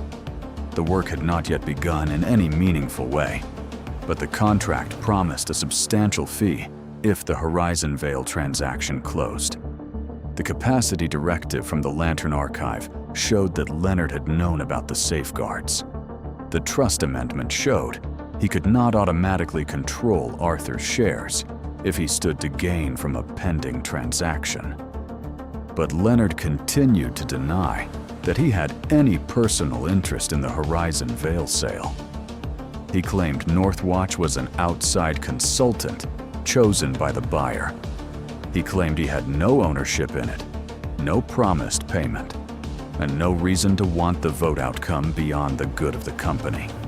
Then Daniel introduced the records obtained through the court-supervised review of Ren Meridian's transaction files. They were not sensational documents. There was no single email in which Leonard confessed to stealing from Arthur. There was no recording of him laughing about his uncle's stroke. The truth arrived in the way real financial deception often arrived, through dates, signatures, spreadsheets, and words that had been chosen too carefully. The first document was an early draft of the Horizon Vale term sheet. In its original form, Northwatch was listed as an independent transition advisor. In a later version, a small notation appeared in the payment schedule. It referred to an incentive allocation for a beneficial participant identified only by initials. Daniel displayed a separate compliance questionnaire signed by Leonard during negotiations. On that form, Leonard had answered that he had no direct or indirect financial interest in any outside party connected to the transaction. The initials in the incentive schedule matched Leonard's full legal name. Leonard's attorney objected immediately. He argued that initials were ambiguous. Daniel agreed that, standing alone, they could mean many things.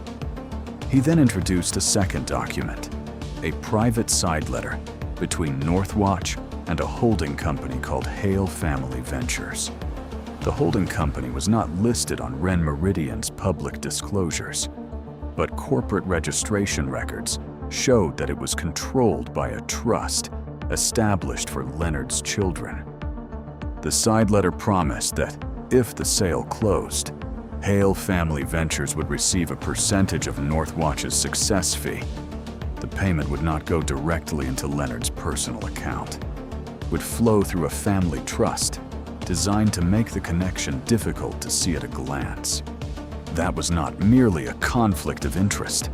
It was the exact type of indirect financial benefit Arthur's trust amendment had been created to prevent.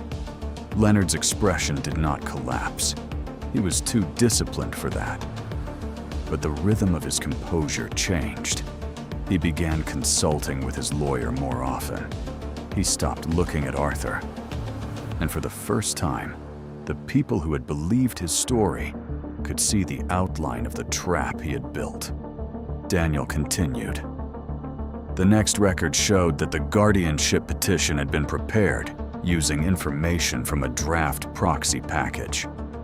The proxy package was dated 4 days before Leonard filed in court. It assumed that someone other than Arthur would control his voting shares at the upcoming board meeting. It did not name Leonard directly, but the instructions matched the authority he sought in the guardianship petition. Leonard had not simply responded to a medical crisis. He had begun arranging the corporate consequences of Arthur's incapacity before a judge had ever examined whether Arthur was incapable. Judge Cole asked whether there was evidence Leonard had discussed the proxy plan before Arthur's stroke. Daniel said there was not. He did not exaggerate. The court could not punish a man for plans that had not been proven. But the sequence after the stroke was enough to show urgency of a different kind. Leonard had treated Arthur's illness as an opportunity before he treated it as a human tragedy. At that point, the county records officer was called forward with the final red-sealed folder from the Lantern archive. The procedure was slow by design. The officer identified the accession number, confirmed the court order, and described the condition of the seal. Daniel and Leonard's counsel examined it. Judge Cole asked whether either party disputed that the seal had remained intact since it was placed in county custody. Neither did. When the officer broke the wax, the sound was quiet. It was not the sound of a dramatic weapon being drawn. It was the sound of a barrier giving way after years of pressure. Yet every person in the courtroom heard it, because Leonard had spent the entire case trying to make sure that folder remained closed. Inside was a memorandum prepared jointly by Arthur and Beatrice 7 years earlier, along with a notarized statement from the attorney who had advised them at the time. The memorandum described an incident involving blank proxy forms and a proposed transfer of authority. Leonard had approached Arthur during a period of illness following surgery and urged him to sign documents that would allow Leonard to act quickly in corporate matters. Arthur had refused after reading the papers. Beatrice had been disturbed enough to insist on a written record. The memorandum did not claim Leonard had committed a crime then. It stated that Arthur believed Leonard had minimized the scope of the proxy forms and had become angry when asked to wait for independent counsel. Because the family chose not to make the matter public, the documents had been stored in the Lantern archive as part of Arthur's future capacity planning. Attached to the memorandum was a statement of intent signed by Arthur. It said that if any future health condition limited his speech or mobility, he wanted the people around him to distinguish between inability to perform quickly and inability to decide. It stated that he did not want Leonard appointed as guardian, proxy, conservator, or controller of his voting shares without an independent review, particularly if Leonard could benefit from a company transaction. Leonard had signed an acknowledgement that he had received notice of this statement. That signature was the moment his defense became almost impossible to sustain. For weeks, he had told the court he believed he was the natural person to take charge because Arthur had never expressed any other preference. He had sworn that he knew of no binding instructions limiting his role. Now the court had certified documents showing that he knew exactly what Arthur wanted and had been warned years earlier that he was not to use illness as a path to control. The damage went beyond the guardianship case. It reached his credibility in every statement he had made under oath. Judge Cole did not rush to pronounce judgment. She reviewed the materials, asked questions about dates, and gave Leonard's attorney time to respond. The lawyer argued that the old memorandum reflected a family disagreement, not a legal finding. He argued that Leonard's signature on an acknowledgement did not mean he remembered every provision years later. He argued that his client's concern for Arthur could still be genuine, despite an undisclosed financial interest. Some of those arguments were not absurd. That was what made the case important. Justice did not require pretending that every difficult family conflict had a simple villain. It required looking at the entire pattern. The pattern was what condemned Leonard. Arthur's speech had been impaired, but he had been denied meaningful accommodations. Leonard had sought emergency control at the exact moment Arthur's shares mattered most. Leonard had withheld capacity safeguards that named him as a conflicted party. His doctor had failed to disclose a financial relationship connected to the transaction. A hidden family trust stood to profit from the sale. and the sealed record established that Leonard had been warned years earlier that Arthur feared exactly this kind of pressure.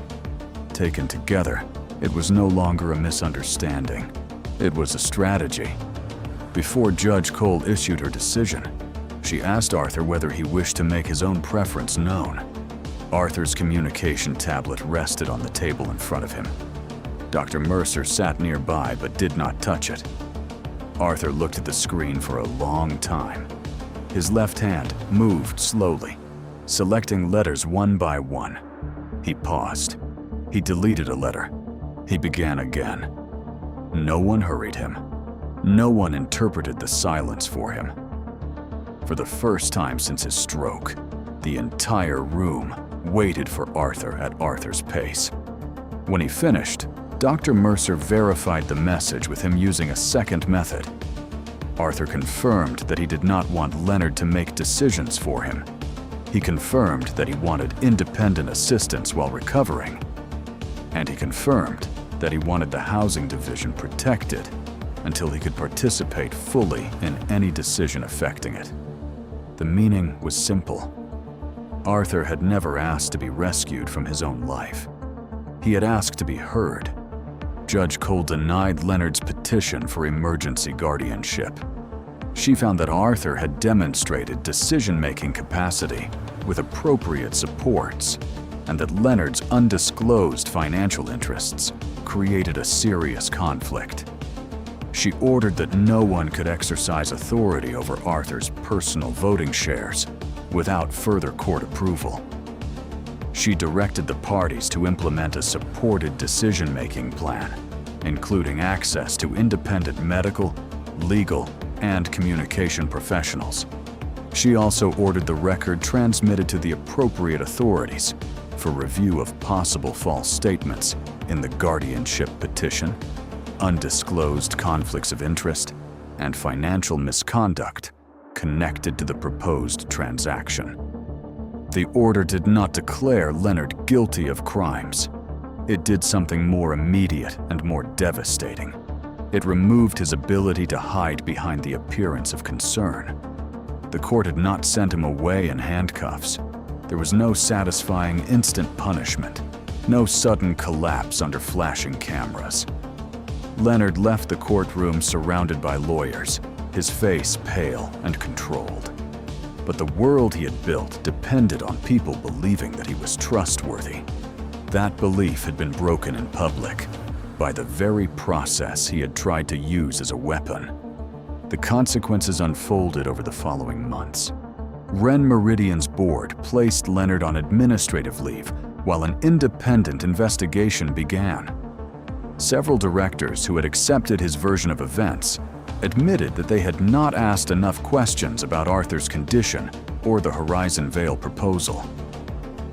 The sale was halted. The company's compliance office discovered that Northwatch had been included in internal planning long before it had been properly disclosed. Investigators traced the expected success fee through Hale Family Ventures and found additional communications showing that Leonard had pressed staff to speed the guardianship filing before the board vote. Dr. Vale faced a separate professional review. His report was not treated as worthless simply because it was inconvenient. Medical errors and conflicts needed evidence, not anger. But reviewers concluded that he had failed to use appropriate methods for a patient with aphasia and had not disclosed a material financial connection. His opinion was formally withdrawn from the guardianship case, and his clinic lost several institutional contracts that depended on public trust. Leonard's legal troubles took longer, as real legal troubles often did. Financial records had to be examined. Witnesses had to be interviewed. Lawyers argued over intent, disclosure rules, and the difference between poor judgment and criminal deception. But the investigation did not disappear. It grew. And the same careful documentation Leonard had believed he could control became the trail that followed him. Arthur did not return overnight to the man he had been before the stroke. recovery was uneven. Some days, speaking remained exhausting. Some days, he grew angry at the patience his new life required. But the difference was that no one used those difficult days as permission to take away his choices. With Dr. Mercer's support, Arthur learned new communication tools. He began attending shortboard sessions remotely, reviewing materials in advance, and responding through a combination of typed notes, visual summaries, and scheduled breaks. The first time he voted against reopening negotiations with Horizon Vale, he did so slowly and unmistakably. The board secretary recorded the vote. No one called it confusion. He also made a decision that surprised many people. Instead of simply preserving the housing division under his personal control, Arthur transferred a significant share of it into a community benefit structure. Employees, tenant representatives, and an independent public interest board received defined oversight roles. The arrangement did not solve every problem. It did not turn a corporation into a perfect institution, but it made it harder for one ambitious executive to sell a mission built by thousands of people without answering to those people.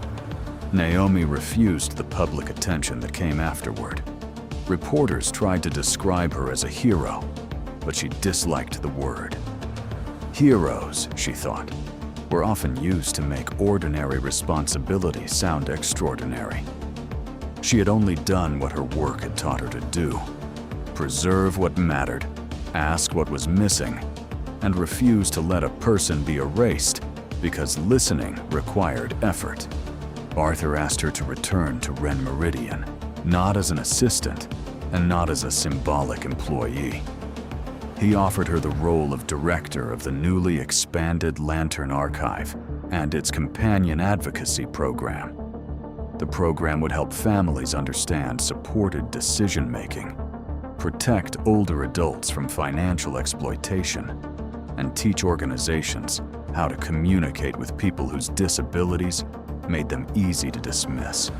Naomi accepted only after insisting on one condition. The program could not exist merely to polish the company's image. It had to serve people who had no connection to Ren Meridian and no ability to repay the help. Arthur agreed. A year later, the Lantern Center opened in a restored building near the old factory. Its walls held photographs of workers, copies of historical agreements, and shelves of records that many executives would once have called obsolete. There were meeting rooms for families, legal clinics staffed by volunteers, communication resources for stroke survivors, and a quiet reading room where Naomi kept Beatrice's brass paperweight beneath a glass case. Arthur attended the opening. He spoke only a few words, each one hard-earned. But he did not need many. The people in the room waited for him. That was the difference. Naomi stood near the archive room afterward and watched a young woman help her grandfather use a tablet to fill out a form. The older man took his time. No one reached for the device to answer in his place. No one called him confused because the silence lasted longer than expected. Naomi thought about the first morning in court, when Leonard had tried to make her look like the problem. He had underestimated her because her work was quiet. He had underestimated Arthur because his speech was slow. He had underestimated records because he believed power belonged to whoever held the microphone. But truth did not always arrive loudly. Sometimes it waited in a sealed box.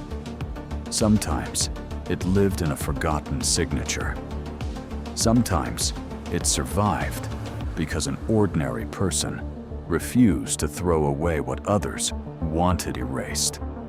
The lesson of Arthur Wren's case was not that every wealthy family hid a villain behind a polished smile. It wasn't that illness always revealed betrayal. The deeper lesson was that dignity depends on more than the ability to speak quickly, look powerful, or defend yourself in the language others expect. A person can be silent and still be certain. A person can be disabled and still deserve control over their own life. And whenever someone insists that another human being is too weak to be heard, we should ask who benefits from the silence, because the most dangerous people are not always the ones who shout. Sometimes they are the ones who speak softly while reaching for someone else's voice. And sometimes all it takes to stop them is one person willing to preserve the truth until the moment the world is finally ready to listen. Before anyone knew his name, a soaked stranger walked into the restaurant looking like he might not survive another minute. Do not let him near the tables. Then his strength faded in the middle of lunch, and the room treated his need like something shameful to avoid. Only Naomi moved toward him, not because she was fearless, but because everyone else had chosen distance. Somebody call emergency services now. Naomi saw a human being where everyone else saw trouble, dirt, danger, or an interruption to their lunch. Please, I'm sorry. Kendra Blythe did not ask whether the man was breathing. She only saw him as a stain on her restaurant. Stand up before you make this place look filthy. Naomi had almost nothing left, but she spent her last money, so the stranger would not reach the hospital hungry. Compassion is not in your job description. Take off the apron. You are done here. Use the back door. Even let her leave through the front door. She sent Naomi into the rain like shame belonged to her. The customers who had watched Naomi kneel beside a dying man now watched her lose her job for it. Some looked away. Some looked embarrassed. Some looked relieved that the punishment had not landed on them. Only one person tried to follow her. A busboy named Isaiah, barely 19, took 2 steps forward before Kendra's stare pinned him back in place. He had 2 younger sisters and a mother on disability. Fear did what cruelty always depends on it to do. Naomi left with her apron folded in her hands, her final tip still trapped in Kendra's locked drawer, and rain soaking through her shoes by the time she reached the bus stop. That night, she told her Aunt Lottie only part of the truth. Lottie Reed was 68, though illness had aged her unevenly. Some mornings, she remembered entire hymns from childhood and the smell of Naomi's mother's perfume. Other mornings, she forgot the word for window. A stroke 3 years earlier had weakened her left side, and a slow fog had settled over her memory after that, arriving in patches that came and went without warning. Naomi had moved into the little apartment on Anson Street to care for her after Naomi's mother died of heart failure, because there had been no one else willing and no money for proper help. Naomi had once been on a different path. At 18, she had graduated near the top of her class, with a scholarship letter from a nursing program folded in a Bible on her mother's dresser. Teachers had called her steady. Counselors had called her promising. Her mother had called her the one who would break the cycle. But cycles do not break just because a letter says congratulations. Sometimes they tighten. Sometimes a hospital bill arrives. Sometimes a caregiver is needed more urgently than a dreamer. So Naomi traded lecture halls for double shifts, textbooks for order pads, and a future with clean white shoes for work shoes that pinched until her toes went numb. She did not regret caring for Lottie. Love was not the problem. The problem was that love did not pay rent, did not refill prescriptions, did not stop landlords from taping notices to doors. The problem was that people praised sacrifice from a distance, then punished the person making it for being tired. By dawn, after the longest night of her life, Naomi had calculated everything and found no answer. Without the diner, she had no paycheck. Without the paycheck, she had no rent. Without rent, Lottie could lose the only home she recognized. Naomi had prayed, but even prayer felt like it had to squeeze through a ceiling crowded with other desperate voices. Then the envelope came. It did not arrive in the mail. It did not come with a knock. It slid silently under the door just before sunrise, a pale blue rectangle against the scratched wooden floor. Naomi stared at it for several seconds before standing. Her first thought was that it might be another notice from the landlord. Her second was that she no longer had room in her chest for one more bad thing. The envelope had her name written across the front in dark ink, not printed. Written, Naomi Reed. The letters were careful, almost old-fashioned. There was no return address, only a small embossed mark in the corner, a lantern surrounded by 3 waves. Inside was not money. That almost disappointed her before she could stop herself. Inside was a single card, thick and expensive, with an address on East Bay Street and a request for her presence that morning at 9. Beneath the address was a line that made Naomi sit down before her knees could make the decision for her. It said that her act at the Mariners' table had not gone unseen. That was all. No explanation. No signature she recognized. Just that sentence, sitting in her lap like a match struck in a dark room. Naomi almost threw it away. People in trouble learn caution. Miracles, when they appear too suddenly, often come with hidden hooks. But the address belonged to the old Peabody House, a restored building near the harbor that Naomi knew only from passing it on the bus. It had once been a shipping office. Now, according to the brass plaque she had seen from the sidewalk, it belonged to something called the Lantern Harbor Foundation. She searched the name on her cracked phone. The screen loaded slowly, then showed a website full of polished photographs, food programs, mobile clinics, emergency shelters, legal aid, hurricane relief. The foundation had been started decades earlier by a shipping family that had turned old warehouse money into charity. Its current chair was a woman named Celeste Vane, known in Charleston for giving away money with one hand and guarding her privacy with the other. Naomi did not understand what any of it had to do with her.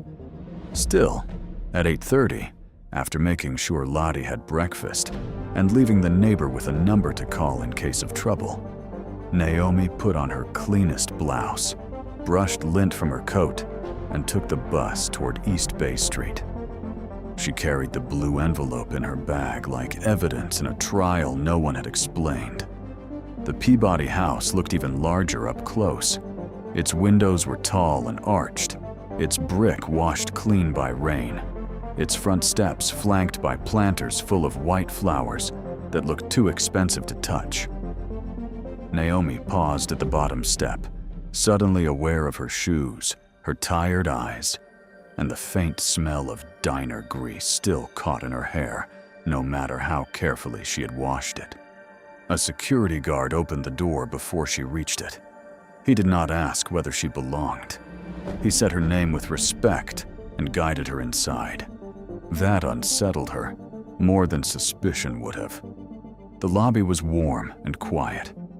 Not rich in the loud way of chandeliers and marble meant to impress, but in the deep, quiet way of places built by people who expect the world to move aside. Oil paintings lined the walls. A long table held brochures about flood relief and food access. Near the back, through a set of open doors, Naomi saw a conference room where 3 people stood waiting. One was Celeste Vane. She was in her 70s, silver-haired, straight-backed, and smaller than Naomi expected. Her face held the calm of someone who had survived more than her portrait suggested. Beside her stood a lawyer with a leather folder, and near the window, wrapped in a clean sweater, thinner but alive, was the man from the diner. Naomi stopped breathing for a moment. The man looked different without rainwater dripping from his coat. His beard had been trimmed. His skin still carried the grayness of recovery, but his eyes were clear. He was not polished. He was not suddenly transformed into someone untouched by pain, but he was alive. And when he saw Naomi, the shame in his expression changed into something more fragile and more difficult to bear: gratitude. Celeste Vane did not begin with grand speeches. She explained gently that the man Naomi had helped was named Adrian Vane, her only son. He had not been missing in the way newspapers like to describe missing heirs. His story was messier, more human, and far less convenient for gossip. Years earlier, after the death of his wife and little daughter in a highway accident, Adrian had withdrawn from the world he once helped serve. Grief had taken the shape of silence, then isolation, then a long wandering that no family money could easily fix. He had refused interviews, refused board meetings, refused even the name that tied him to wealth. For months, he had been living between shelters, ferry terminals, and hospital waiting rooms, convinced that the comfort of his family was something he no longer deserved. The Foundation had searched for him quietly. Too much publicity could have turned his suffering into entertainment. Too much pressure could have driven him farther away. On the day Naomi found him, Adrian had been trying to reach the Foundation office on foot after losing his medication and his wallet during a storm. He had made it only as far as the mariner's table. Every person in that restaurant had seen a problem. Naomi had seen a person. Celeste made sure Naomi understood that this difference had likely saved Adrian's life. The emergency physician had said another hour in the cold rain, with his blood sugar collapsing and his body weakened, might have ended very differently. The meal Naomi paid for had arrived with the paramedics' paperwork and had become the detail that made everyone at the hospital talk, not because of its cost, but because of what it cost Naomi. Naomi felt heat rise behind her eyes. She tried to say that anyone would have done the same, but even as the thought formed, she knew it was not true. Everyone had been there. Everyone had seen him. Most had chosen distance. Celeste then did something Naomi did not expect. She did not offer a reward in the crude way people sometimes pay for conscience, as if kindness were a lost wallet returned for a fee. Instead, she asked Naomi about her life, not with pity, not with the polished curiosity of donors touring poverty for an afternoon. She asked as if Naomi's answers mattered. Naomi did not tell everything at first. Pride has its own survival instinct. But Celeste had spent decades listening to people who were tired of needing help, and she knew how to wait. Slowly, Naomi told her about Lottie, the unpaid rent, the nursing scholarship that had expired, the diner job, and the way Kendra had dismissed her in front of a room full of witnesses. She left out the most humiliating details until Adrian, from beside the window, lowered his head as though each one had landed on him personally. By the end of the meeting, Naomi's life had changed in ways she could not immediately absorb. The Lantern Harbor Foundation offered her a position coordinating a new community meals program called Harbor Hands, which would partner with local restaurants to create emergency meal vouchers for people in crisis. The salary was more than double what she had made at the diner. The benefits included home care support that could help with Lottie's medical needs. The foundation's housing attorney would contact Naomi's landlord that afternoon to stop the eviction and settle the arrears from a hardship fund, not as charity tossed from above, but as stabilization for a caregiver who had been carrying too much alone. Naomi listened with her hands clasped so tightly her knuckles ached. She had expected, at most, a thank you note, perhaps a small check, perhaps nothing she could rely on. She had not expected an opening. She had not expected someone to look at her years of sacrifice and see qualifications instead of weakness. Celeste explained that the Foundation did not need someone who merely understood policy. It needed someone who understood hunger without making hungry people feel small. It needed someone who knew the difference between feeding a person and humiliating them. It needed someone who had proven, under pressure, that human dignity mattered even when it was inconvenient. Naomi accepted. But stories like Naomi's do not end the moment good news arrives. In real life, blessings often disturb the people who benefited from your struggle. And Kendra Blythe had built too much of her little kingdom on Naomi, staying silent, poor, and disposable to accept Naomi's rise quietly. At first, Kendra only heard rumors. A delivery driver mentioned that the waitress she had fired had been seen entering the Peabody house. A former customer called the restaurant, asking whether it was true that the woman who helped the collapsed man now worked for the Lantern Harbor Foundation. Isaiah, trying and failing to hide his smile, told another server that Naomi's rent had been handled and her aunt would get medical support. By closing time, Kendra was no longer angry. She was afraid. Fear is different in people who are used to having power. It does not make them humble. It makes them dangerous. Kendra knew things the staff did not. She knew that for nearly 2 years, she had been skimming from the cash drawer in small amounts that looked like counting errors. She knew she had been marking donated community meals as served, then pocketing the reimbursement money when the owner was away. She knew she had refused hungry people at the door while reporting that the restaurant had participated in local relief efforts. She knew the jar labeled Storm Meal Fund had been emptied by her hand more than once. Its coins and bills treated as a private bonus for the trouble of pretending to care. She also knew Naomi had noticed irregularities. Naomi had never accused her. Naomi had been too busy surviving. But she had asked questions. She had once wondered why a church group's prepaid meal vouchers were missing from the drawer. She had once found a voided receipt under the printer with Kendra's manager code on it. She had once given a free bowl of gumbo to a veteran after Kendra claimed the voucher program had ended, only for Naomi to discover the next week that the program was still active. At the time, Kendra had dismissed the questions as confusion. Now she saw them as threats. By the next morning, Kendra had created a new story. According to her, Naomi had not been fired for helping a stranger. Naomi had been fired after an internal review suggested she had stolen money from the register and used a medical emergency to distract from it. Kendra did not make the accusation loudly at first. She was too strategic. She let it leak in pieces, through staff whispers, through a carefully worded email to the restaurant owner, through a complaint sent to the Lantern Harbor Foundation's general inbox.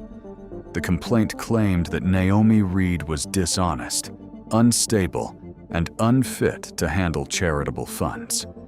To make the lie look official, Kendra pressured Isaiah to sign a witness note, stating that he had seen Naomi near the drawer before cash went missing. Isaiah refused at first. He said he had seen nothing like that. But Kendra knew his schedule, his family situation, and his fear of losing the only job close enough to home.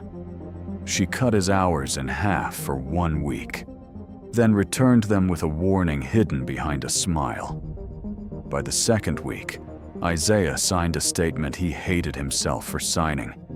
Kendra also convinced a prep cook named Marisol to say Naomi had been upset about money.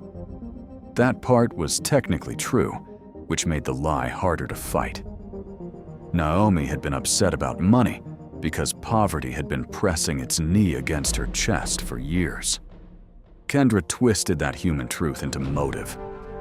When the foundation received the complaint, they did what responsible organizations must do. They placed Naomi on temporary administrative leave while the matter was reviewed. Celeste herself called Naomi and made it clear that leave was not judgment, but process. Still, the word leave felt like a door closing. Naomi had held her new job for only 11 days. The apartment that had begun to feel safe became heavy again. Lottie sensed Naomi's sadness even through the fog of her memory. Some evenings, she reached for Naomi's hand without knowing exactly why. Naomi tried not to cry in front of her. She had cried enough into dishwater, enough into bus windows, enough silently behind the walk-in freezer at the diner. She was tired of tears that changed nothing. What hurt most was not even the risk of losing the job. It was the precision of the lie. Kendra had chosen the accusation that would wound Naomi deepest because Naomi had spent her whole life guarding her integrity. Poor people learned that one mistake can become their whole identity. In the mouths of people looking for reasons to dismiss them, Naomi had always kept receipts, counted change twice, returned overpayments, corrected tips when customers wrote too much by accident. She knew how quickly a black woman in a service uniform could be called dishonest by someone whose own theft wore perfume and a manager badge. For 3 days, Naomi heard nothing. During those 3 days, Kendra enjoyed herself. She moved through the mariner's table with renewed sharpness, telling staff that consequences were finally catching up with people who played saint for attention. She pretended not to care when customers asked about Naomi, then made sure they received a version of events muddy enough to stain her. She even printed a new policy about employee conduct during emergencies, as if compassion had been a workplace hazard. But lies require maintenance. Truth can sit quietly and wait. The first crack came from Isaiah. Guilt can make a room feel too small. Isaiah stopped sleeping. He replayed the moment Naomi knelt beside Adrian, the way she had held his hand without flinching, the way everyone else, including him, had stood back.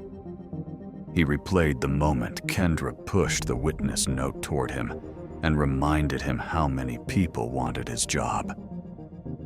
He thought about his sisters, yes, but he also thought about what kind of man he was becoming if fear could make him harm the one person who had always treated him like he mattered.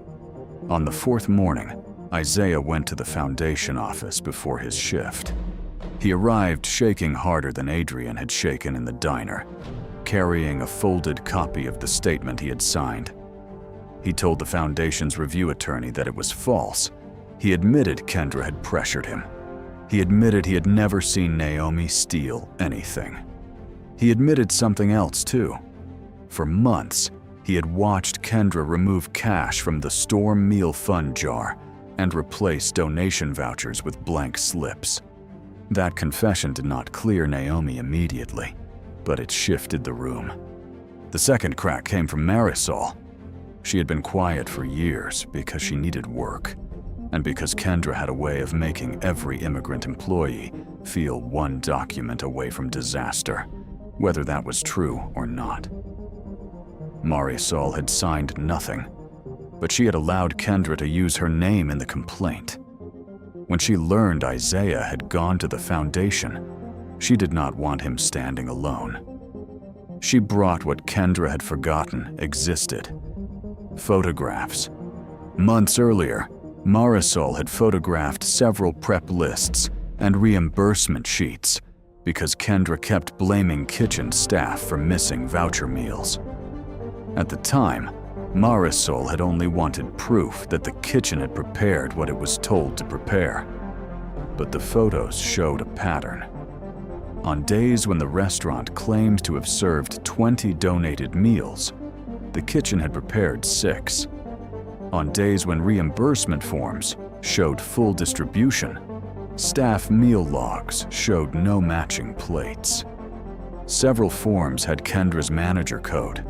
Some had Naomi's initials forged badly enough that anyone who knew her handwriting could see the insult. The third crack came from Adrian.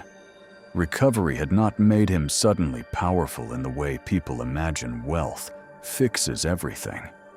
He was still grieving. He still moved carefully through rooms. He still carried guilt like a second spine. But he had one thing Kendra had not counted on: memory sharpened by humiliation. Adrian remembered the man in the navy suit recording him when he fell. He remembered the angle of the phone. He remembered the table. He remembered the woman at the register who had complained about the interruption while filming half the room. The Foundation's attorney tracked the video after a younger staff member found a clipped version online, posted without context, under a caption mocking the stranger on the floor. The internet, for all its cruelty, sometimes preserves what liars hope will disappear. The clipped version showed Naomi kneeling. It showed customers backing away. It showed Kendra standing with folded arms. But it did not show the register clearly. The Foundation needed more.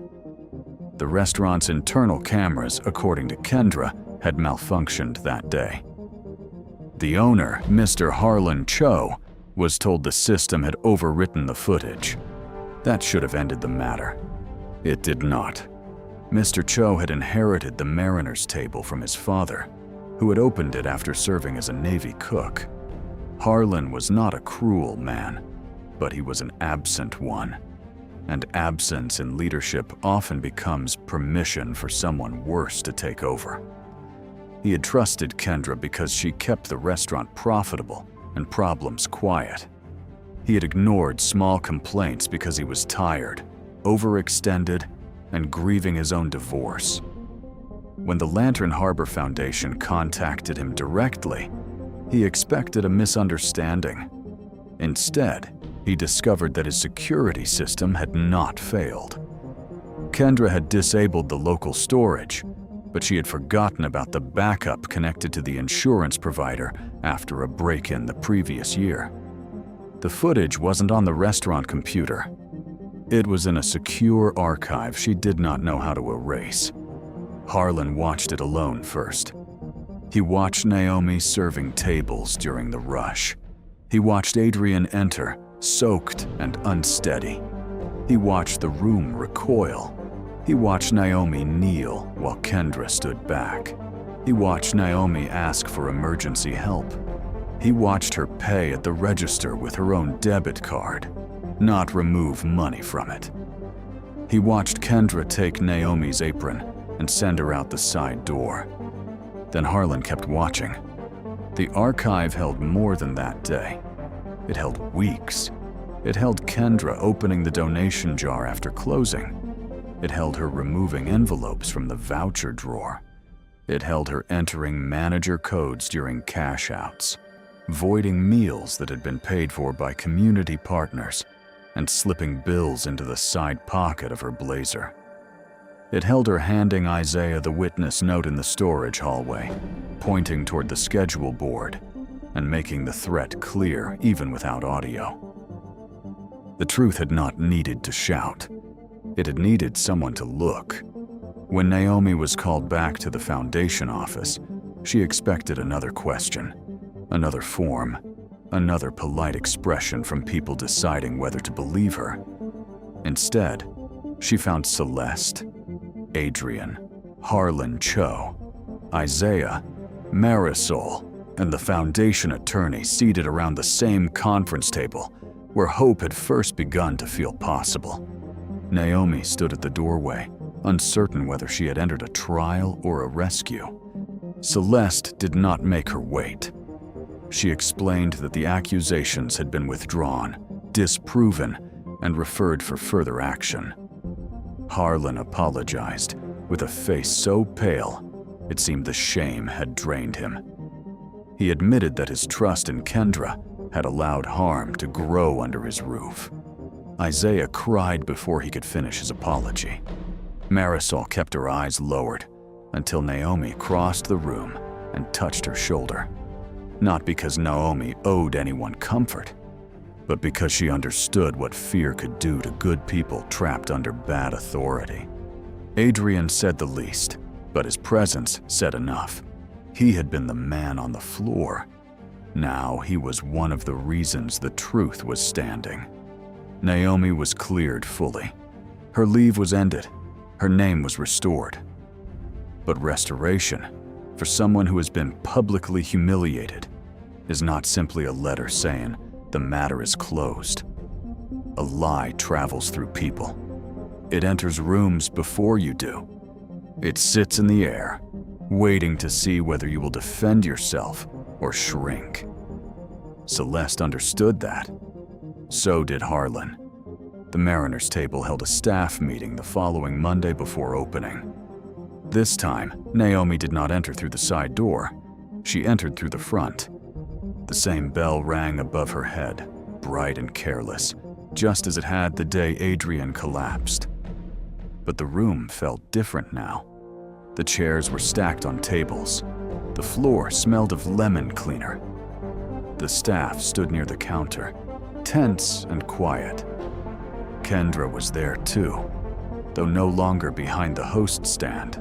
Her makeup was perfect, but her face had lost the confidence that once made people step aside.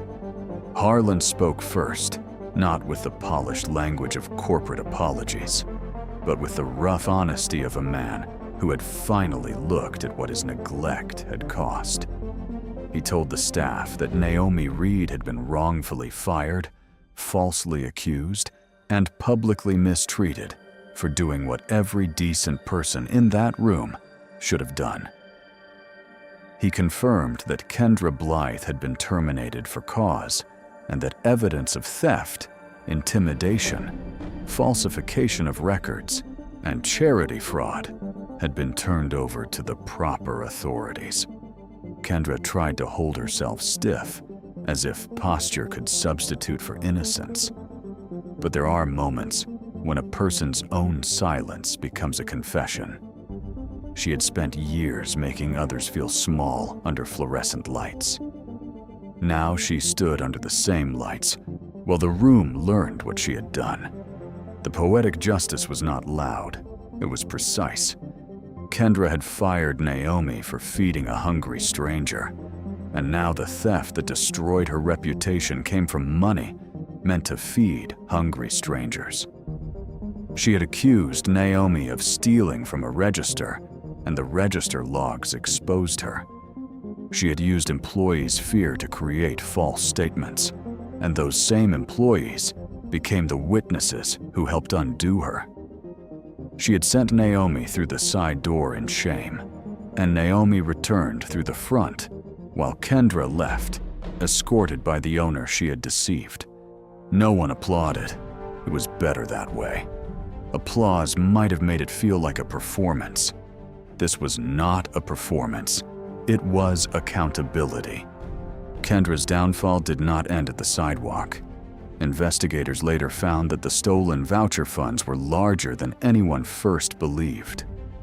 Several small churches had paid the Mariners' table in advance to provide hot meals during storms, believing their donations had reached people who needed them. Some had not. A veterans group had sponsored meal cards that were quietly canceled in the system. A neighborhood relief fund had been billed for plates never served. Kendra had not merely stolen cash. She had stolen trust from people who gave what little they had to help others. The charges that followed did not make Naomi happy.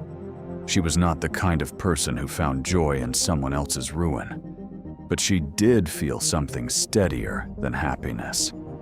She felt the weight of a foot lifting from her neck. She felt the world, for once, refusing to ask the wounded person to be the only one who pays. Kendra tried to find another management job, but Charleston is smaller than pride imagines. People talk, records travel, references matter. The same polished confidence that once opened doors now raised questions she could not answer. For the first time in years, Kendra had to live without the protection of a title and without people beneath her to blame. Naomi returned to the Lantern Harbor Foundation the next day, not as a woman rescued by luck, but as someone beginning the work she had been preparing for her whole life without knowing it. Harbor Hands started small. At first, it was only a list of 5 restaurants willing to keep emergency meal cards behind the counter. The cards were simple, with no public label that could embarrass the person using them. A church, a shelter nurse, a bus driver, or a school counselor could request one. The meal would be served without questions, without a speech, without making hunger prove itself worthy. Naomi insisted on that. Hunger had already humiliated people enough. She built the program from memory as much as training. She remembered the mother counting coins under the table. She remembered the veteran turned away over a missing voucher. She remembered Adrian's hand trembling on a cold tile floor while strangers measured whether he deserved to be touched.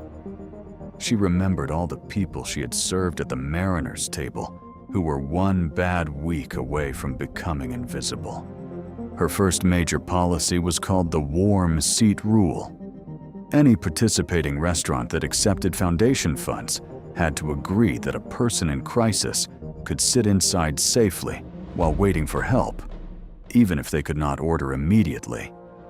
No one would be forced back into rain because discomfort was bad for business. No one would be treated like a threat for needing warmth. Some restaurant owners resisted. They worried about image, customer complaints, and liability. Naomi listened. Then she told them, calmly and without accusation, that a business afraid of being seen helping hungry people was not actually afraid of liability.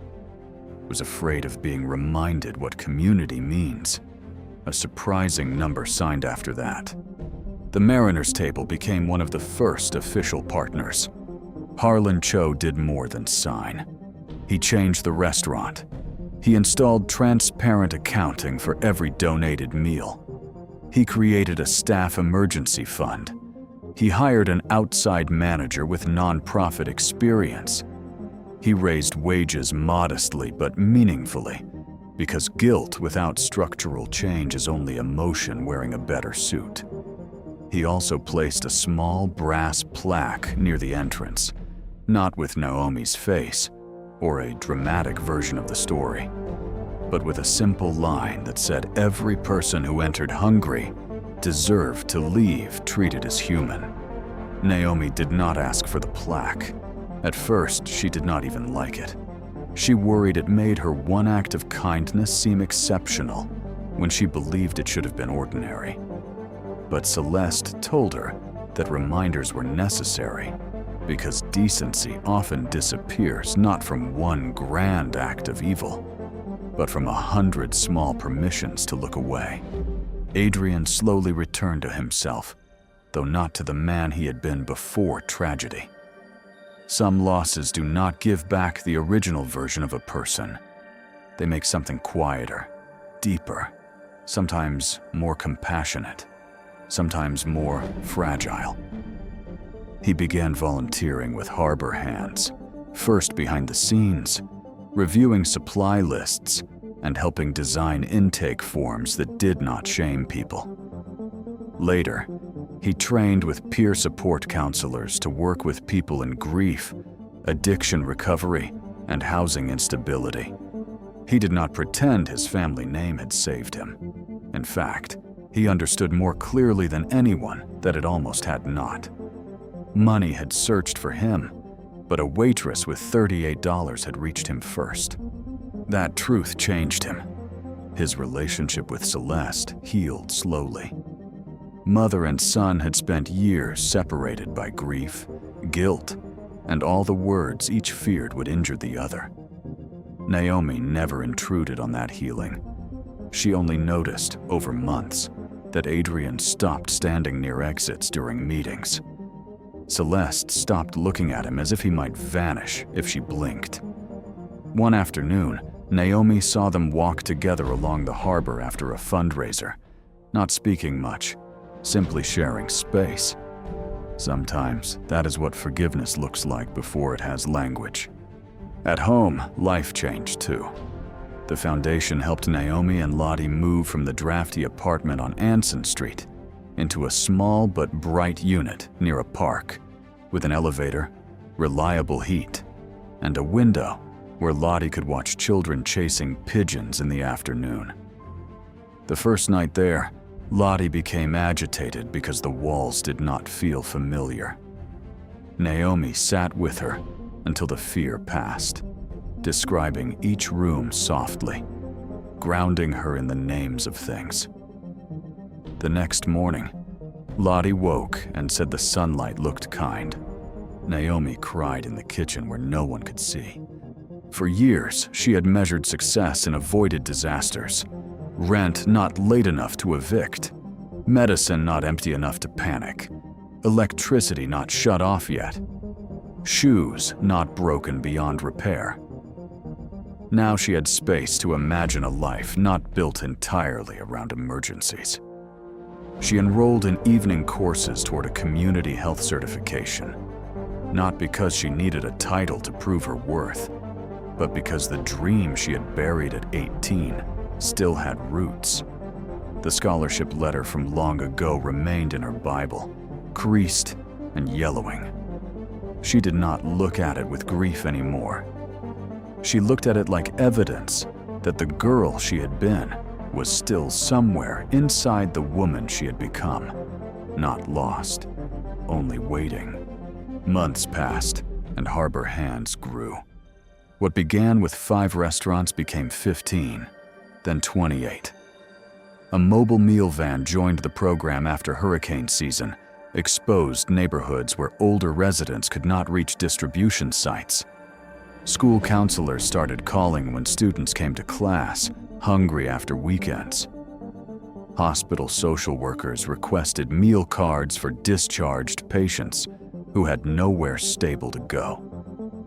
Bus drivers carried small information cards because they were often the first to see who was sleeping where the city pretended not to look.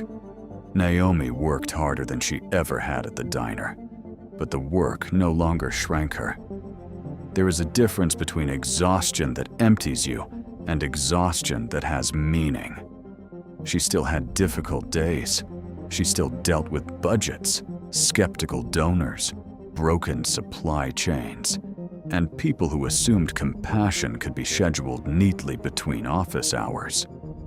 But she also saw men who had been ignored sit down to hot stew without being watched like criminals.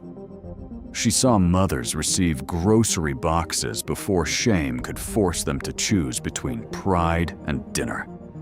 She saw restaurant workers begin to understand that dignity was not extra service, it was the meal. The story of Naomi's firing eventually reached local news, though Celeste did everything possible to keep it from turning into spectacle. Reporters wanted a clean headline: "Poor waitress saves rich heir. Villain manager exposed. Charity triumphs." But life is rarely that clean. Naomi agreed to one interview only after insisting that the focus remain on food insecurity and worker vulnerability, not on turning her into a saint. She was not a saint. She was a woman who had been tired, broke, and scared, and had still chosen to kneel. That distinction mattered. Saints are easy to admire because people imagine they are different from the rest of us. A tired woman choosing mercy with overdue bills in her pocket is much harder to ignore because she removes the excuse that kindness belongs only to people with spare time, Spare Money or Spotless Lives. The interview aired on a Sunday evening. Naomi watched it with Lottie, who understood pieces of it.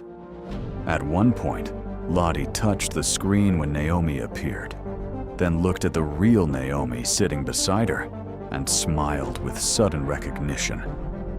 For one clear moment, the fog lifted enough for pride to pass through. Lottie remembered Naomi's mother then. She remembered the hospital. She remembered the little girl who used to line up dolls and pretend to check their temperatures. She remembered enough to tell Naomi, in her own wandering way, that her mother would have been proud. Naomi held that sentence for days. But the most important moment in Naomi's new life did not happen on television. It happened almost 1 year after the firing, on another rainy Tuesday afternoon, at the reopened Mariner's Table. The restaurant was hosting the launch of an expanded Harbor Hands partnership. There were donors, city officials, restaurant workers, shelter coordinators, and a few regular customers who remembered the old days with uncomfortable clarity. The event could have become polished and empty, the kind of gathering where people discuss hunger over catered trays. Naomi refused to let that happen. Instead of speeches first, she asked everyone to sit for a meal served family style. No VIP table, no reserved corner for donors, no separation between people with checks and people with lived experience. Adrian helped serve. Harlan cleared plates. Celeste sat beside a former shelter resident who now worked as a peer navigator.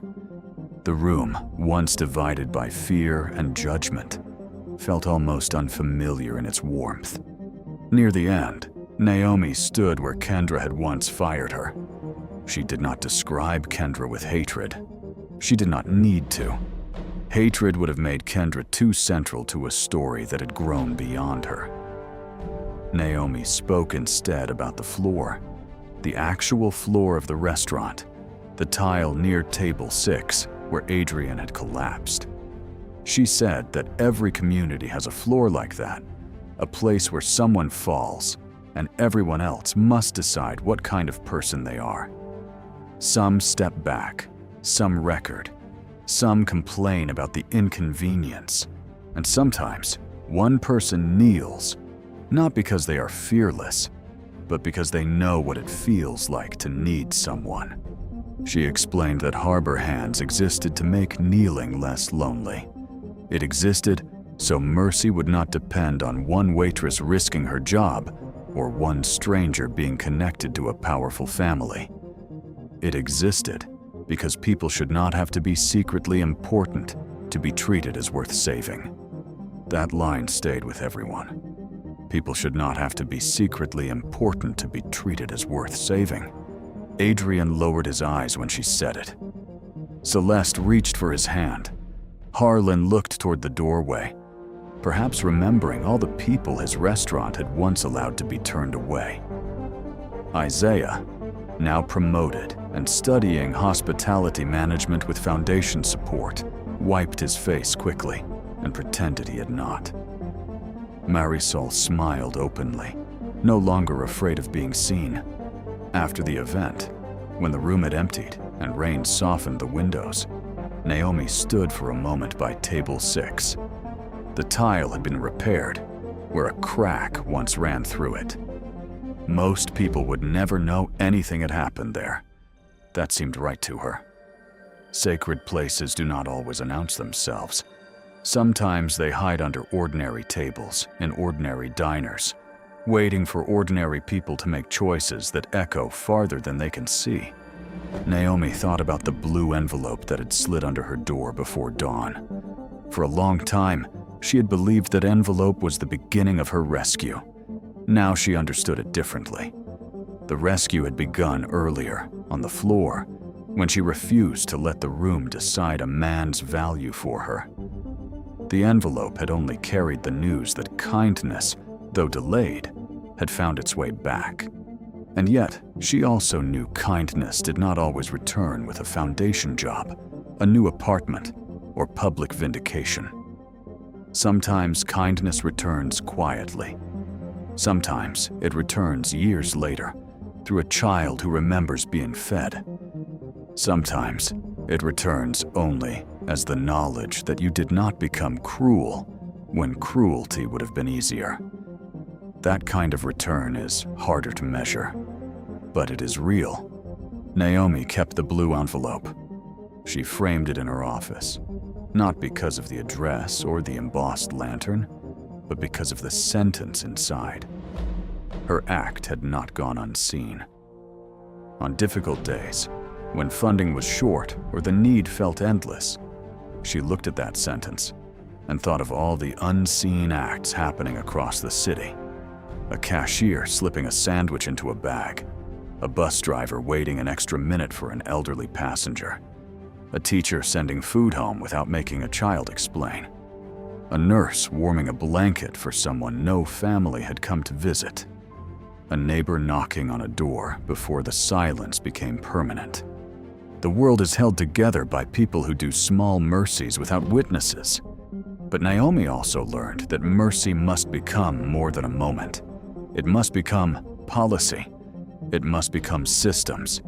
It must become wages, shelters, meal programs, honest records, and leaders who do not leave vulnerable workers at the mercy of petty tyrants. One good person can save a life. A good community can stop that life from falling so far in the first place. Years later, when people asked Naomi why she helped Adrian that day, they expected a dramatic answer. They expected her to say she sensed he was important, or that fate whispered to her, or that she had some grand vision of what would follow. She always disappointed them gently. She explained that she had no idea who he was. She did not see a foundation heir, a lost son, or a future partner in a citywide program. She saw a man on the floor. That was enough. And maybe that is the part of the story worth carrying with us. Not the envelope, not the money, not the downfall of a cruel manager, satisfying as justice may be. The heart of the story is the moment before reward exists, before witnesses understand, before the world claps, before anyone promises that goodness will be repaid. It is the moment when helping costs something. Naomi lost her job in that moment. She spent the last of her money in that moment. She was humiliated in that moment, but she kept something Kendra could never steal, even with false statements and forged records. She kept the kind of dignity that does not depend on a title. She kept the kind of courage that survives poverty, grief, and exhaustion. She kept the part of herself that still believed a stranger's life was worth bending down for. Kendra, in the end, lost everything she had tried to protect by refusing to bend. She protected the restaurant's image and destroyed her own. She guarded the cash drawer and exposed her theft. She treated compassion as weakness and discovered too late that compassion had witnesses stronger than fear. That is how justice sometimes works. Not always quickly, not always loudly, but with a patience that follows every hidden thing to its door. So the next time you see someone fall, maybe not on a restaurant floor, maybe not in a way anyone else can see, remember Naomi Reed. Remember the room that stepped back. Remember the woman who knelt. Remember that a person does not become worthy of kindness because they are secretly rich, secretly connected, or secretly important. They are worthy because they are human. And if you believe the world still needs people who choose mercy when no one is clapping, carry that belief into the next ordinary moment. Because somewhere, in a diner, on a bus, in a hospital hallway, under a leaking roof, someone is waiting to find out whether the room will turn away or whether one person will remember what humanity is supposed to look like. 3 hours before the Saravan Cultural Council arrived to challenge Arden Museum's ownership, the museum's brightest scholars were losing a battle against a piece of clay. We cannot let the council see uncertainty. Then a soaked 17-year-old girl walked into the lobby, carrying a torn backpack and a volunteer application. Her name was Nadia Reyes. Are you here for the shelter referral program? Nadia shook her head. She had not come to ask for help. She had seen a flyer and came to apply as a volunteer. No, I saw a flyer and came to apply as a volunteer. But when she glanced at the digital scan of the ancient charter, her expression changed. She stepped closer to the screen. That tablet is upside down. The scholars turned toward Nadia in disbelief. Dr. Julian Mercer noticed her claim, not with curiosity, but with immediate contempt. You are saying every scholar in this building has been reading it wrong? Dr. Mercer asked where exactly she had learned to read a language trained experts had struggled with for years. And where exactly did you learn what trained experts could not? Nadia tightened her grip on her backpack. Then she answered that her mother had taught her everything she knew. My mother taught me. Then Nadia looked directly at Mercer and said the name he had hoped never to hear again, Elena Reyes. Elena Reyes.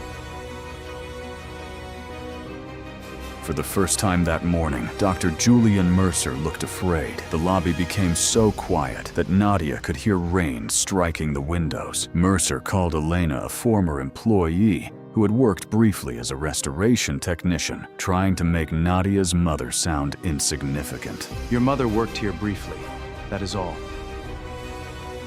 Nadia said the writing was not meant to be read from left to right, and that the marks along the edge were directional guides.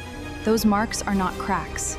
They tell you where to begin. Nadia explained that the sentence began at the border and curved inward. Her mother had given that route a name Mercer clearly recognized. My mother called it the Guardian's Path. My mother called it the Guardian's Path, Nadia said. The phrase landed heavily. Mercer's expression tightened before he could stop it. The Guardian's Path. It was not a phrase a teenager would have invented. It was not something she could have guessed from a quick glance at the screen.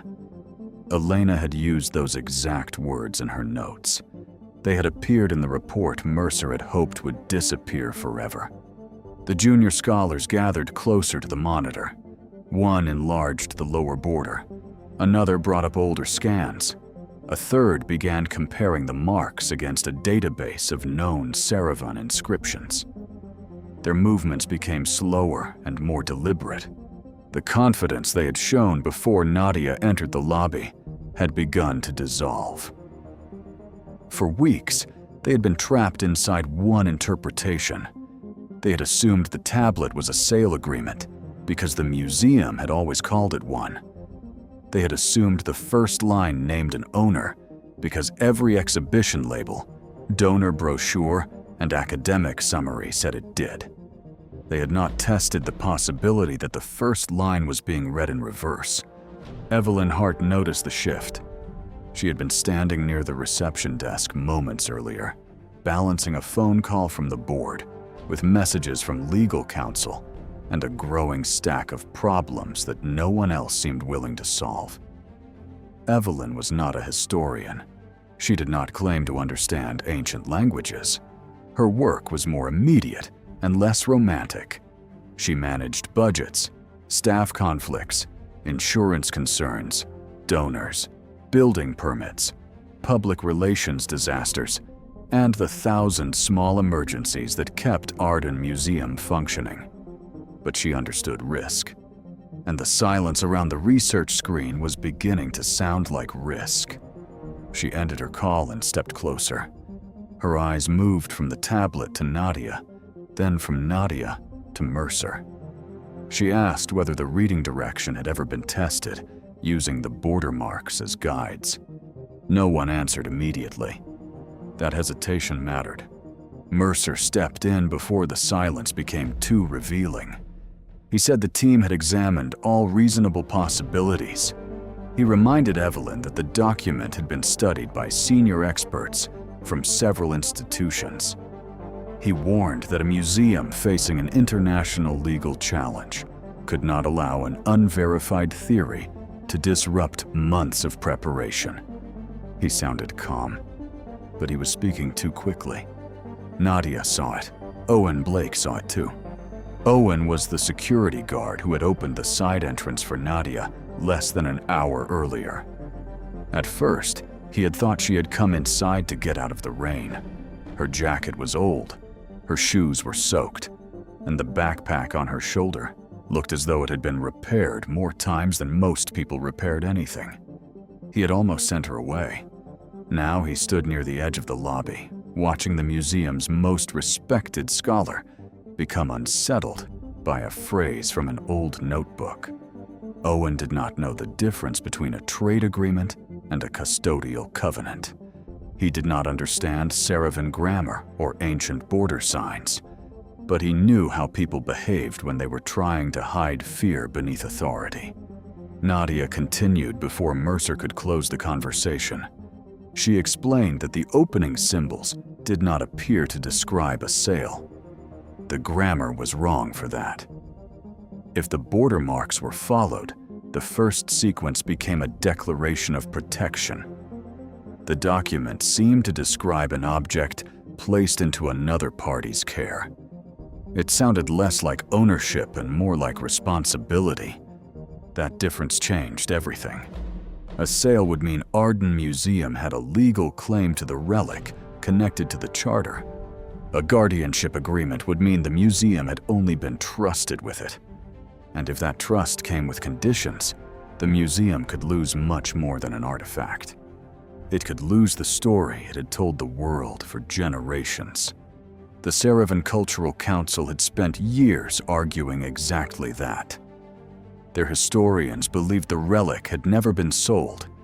Their legal advisors believed the museum's claim rested on a mistranslation. Their community had watched as an object tied to their own history, ceremonies, and ancestors became a centerpiece in a foreign institution. The council was not coming to Arden Museum for a polite visit. They were coming to demand answers. Mercer knew that better than anyone. He also knew that if Nadia's interpretation was correct, the charter could become evidence against him. He tried to dismiss her without appearing cruel. He said that ancient texts were filled with ambiguity. He suggested that memories of a parent's research could become distorted over time. He described Nadia's observations as interesting, but incomplete, the kind of thing that should be left to trained professionals. To anyone who did not know him, it might have sounded reasonable, but Nadia heard the message beneath it. You do not belong in this room. You do not understand what you are touching. You should be grateful that we are even listening. For a moment, she felt the old instinct disappear. She had felt it in school when teachers saw the name of the youth shelter on her records. She had felt it at social service offices when adults spoke over her as though she were a problem waiting to be processed.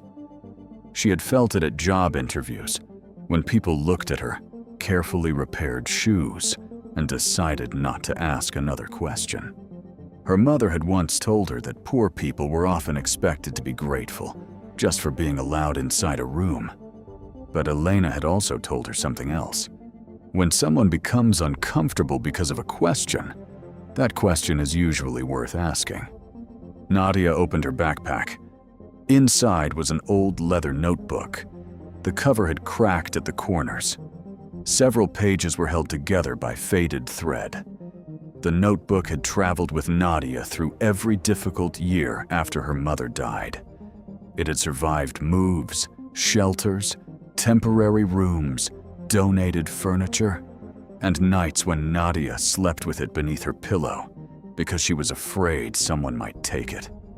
To anyone else, it was only a worn book. To Nadia, it was the closest thing she had to hearing her mother's voice again. She opened it carefully. The pages were filled with copied symbols, restoration sketches, arrows, questions, and notes written in Elena Reyes's neat, steady handwriting. Some of the pages showed the Serevan Charter from different angles. Others contained close studies of the border marks. One page held a rough drawing of a narrow triangular fragment, its edges covered with small symbols. Near the bottom, Elena had written 3 words. "Third fragment missing." Mercer saw the page, and this time his reaction was impossible to miss. His face did not collapse. He did not confess. He did not make the kind of mistake people made in dramatic stories when fear became too large to hide. Instead, he went still. For a man like Mercer, stillness was more revealing than panic. Owen saw it first. Evelyn saw it next. The junior scholars looked from the notebook to Mercer, unsure why a few handwritten words had changed the entire mood of the room. Nadia explained that her mother had always believed the charter was incomplete. The main tablet contained the beginning and central terms of the agreement, but not the final condition. Without that ending, the document could be interpreted in ways that benefited the people holding it. But Elena had believed a third fragment existed, and she had believed it contained the part that mattered most. Mercer dismissed the notebook as private material with no official authority. He said that scattered notes and old sketches could not be treated as evidence. Then he turned toward Owen and instructed him to escort Nadia out of the museum. The command was quiet, direct, and final. It was the kind of order Mercer had given many times before. Most people obeyed him because they knew what happened when they did not. Careers could stall, invitations could disappear, research funding could dry up. A single bad impression from the head of a department could follow a person for years. But Owen did not move. He had spent most of his working life following instructions. Security work taught people to respect procedure. You checked badges, you followed the chain of command, you kept order. You did not insert yourself into conversations that belonged to people with more education, more money, or more authority. But as Owen looked at Nadia holding her mother's notebook, he understood that this was not about procedure. It was about whether someone with less power deserved to be heard. "I think we should verify her claim first," he said. The sentence was simple, but it changed the room. Mercer turned toward him with open irritation. A security guard was not supposed to interrupt an academic dispute. He was supposed to stand near the door and remain invisible. Owen did not look away. Evelyn made the decision before Mercer could respond. She said Nadia would stay. No one would remove her from the building. No documents connected to Elena Reyes would be taken out of the museum. And no final presentation would be given to the Serevan Council until the old research records had been reviewed. Mercer tried to protest. Evelyn stopped him. She took the notebook from Nadia and studied the sketch of the triangular fragment. The shape appeared to fit along the lower edge of the Serevan Charter. Elena's handwriting was old, but the detail was precise. This was not the careless scribbling of someone guessing at a mystery. It was the work of a person who had spent long hours looking at something everyone else had ignored. Then another folded page slipped from the notebook. It fell onto the marble floor. Owen bent down and picked it up. The paper had yellowed with age. Most of it had been torn away, leaving only the bottom section intact. But that was enough. At the lower edge was a red administrative note. Further review suspended pending departmental authorization. Below it was a signature, Dr. Julian Mercer. Owen handed the page to Evelyn. She read it once, then again. Mercer said the report had been preliminary. He said Elena had raised questions that could not be proven at the time. He said the department had been under pressure. The evidence had been incomplete, and the suspension had been a normal professional decision. But his explanation did not answer the real question. Why had the review been suspended instead of completed? Why had the final pages gone missing? Why had the museum continued to present the charter as proof of ownership after one of its own researchers raised doubts? And why had Mercer reacted with fear when Nadia mentioned the third fragment? Evelyn looked at the old note in her hand. Then she asked Owen to take Nadia to the archive room beneath the museum. The archive was not part of the public Arden Museum. Visitors saw marble floors, bright galleries, climate-controlled display cases, and carefully chosen labels. The archive was where the less polished history lived. It sat below the galleries behind gray doors and narrow corridors. Metal shelves held old photographs, personnel files, maintenance records, restoration logs, rejected reports, and documents that had not been touched in years. It smelled of dust, paper, cardboard, and cold metal. For Nadia, it felt strangely familiar. Her mother had once worked in rooms like that. Not under gallery lights, not beside wealthy donors. In spaces where people handled broken objects, sorted fragments, and tried to restore what time had damaged. Owen switched on the lights. Rows of shelves stretched ahead of them. At first, Nadia found only small traces of Elena. Her name appeared in old staff rosters, payroll forms, inventory lists, and repair schedules. She was described as a technician, an assistant, a support employee. Never a researcher. Never a contributor. Never someone who had asked questions important enough to threaten the museum's official story. The absence hurt more than Nadia expected. It was one thing to know that her mother had been dismissed. It was another to see how completely her work had been erased. Owen searched through boxes marked with old project names. Nadia moved slowly between cabinets, checking dates and labels. The Saravan Charter had been studied in several phases over the years. The museum had recorded every restoration material, every temperature change, every crack, every photograph. Yet somehow, the final fragment had vanished from the story. Then Nadia found a photograph. It had been taken during an excavation exhibit opening 12 years earlier.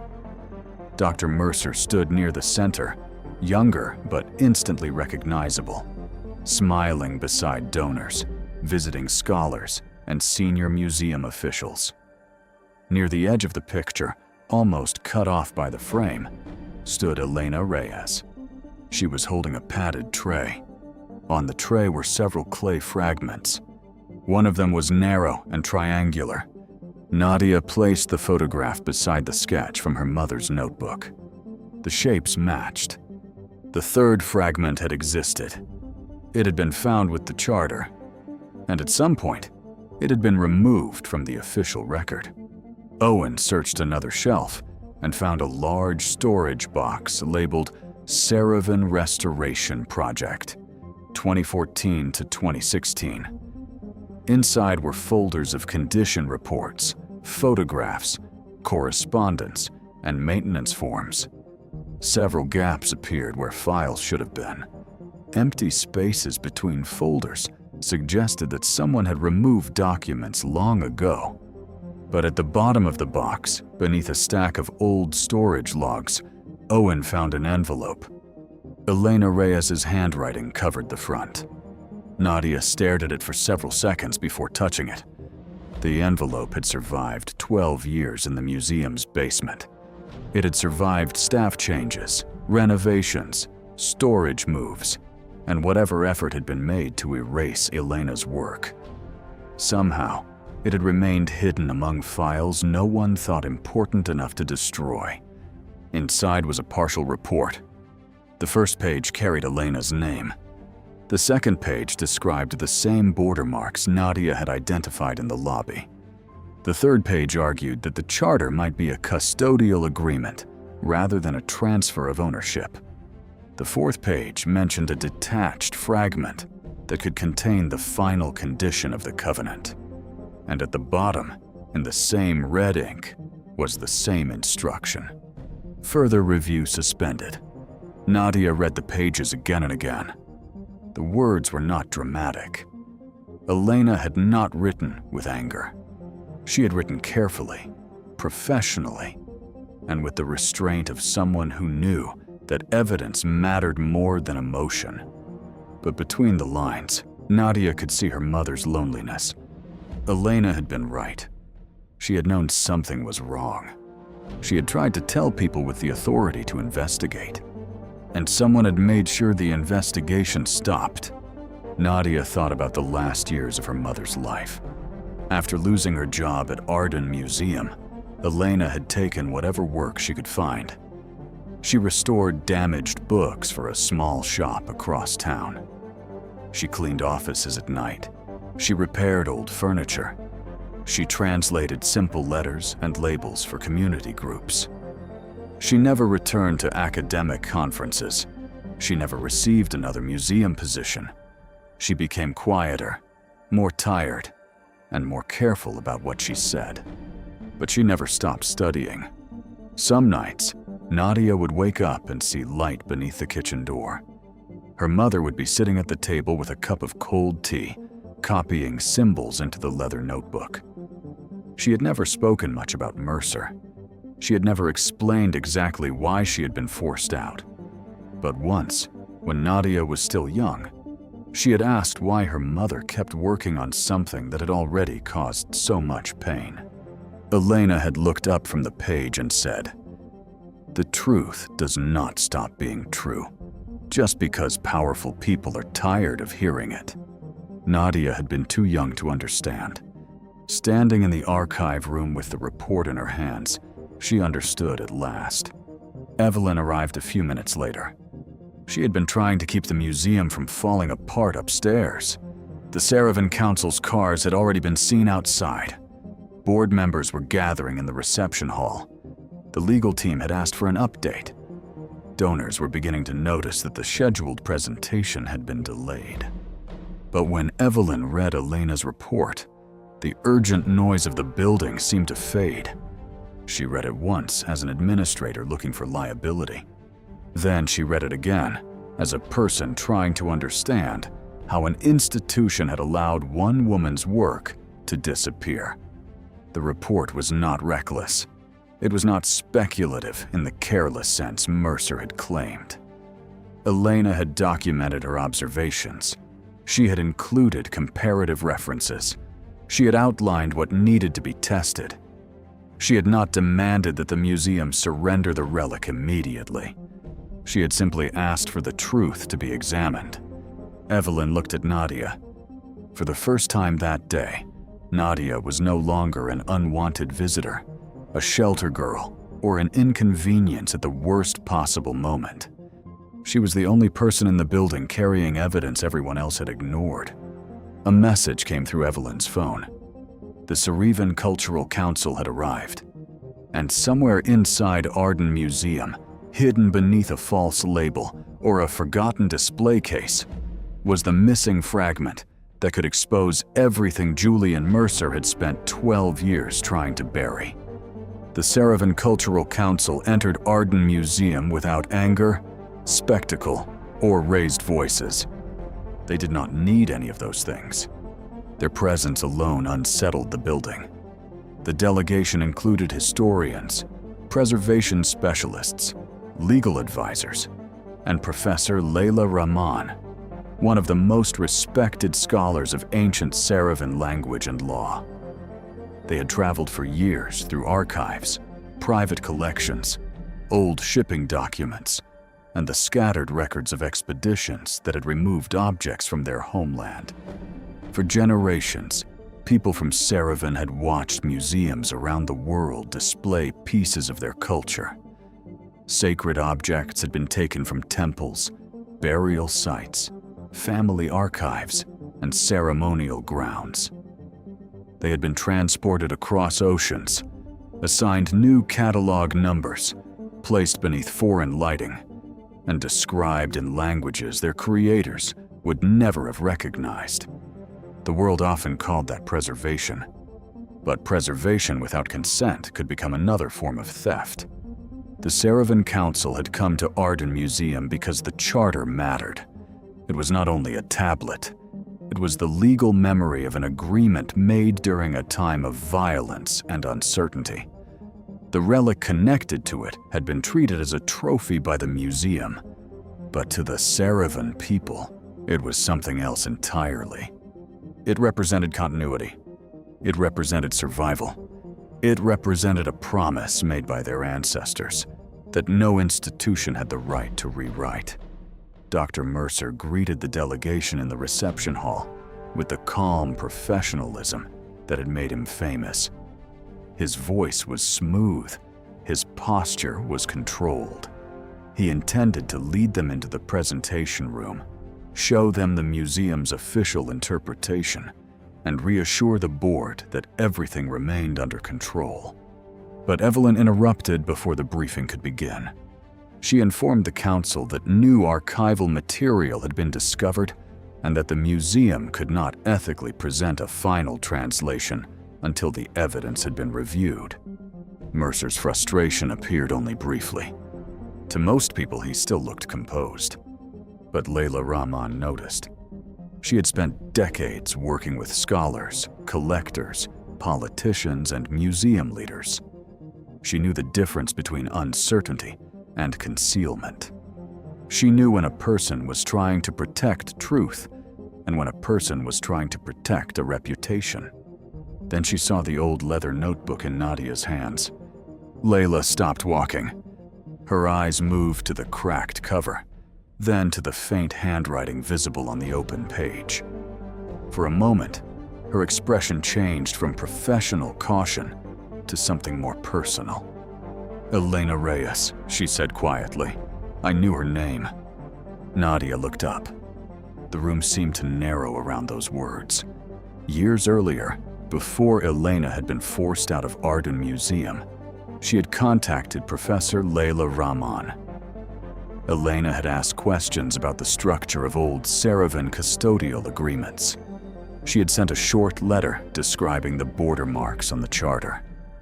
Layla had replied with several sources and asked for more photographs. Then the correspondence stopped. Layla had never known why. She had assumed Elena had been discouraged. She had assumed the museum had chosen a different direction. She had assumed, as people often assumed when someone disappeared quietly from an institution, that the person must have made a mistake. Now, seeing Nadia, the notebook, and the partial report, Layla understood what had really happened. Elena had been silenced.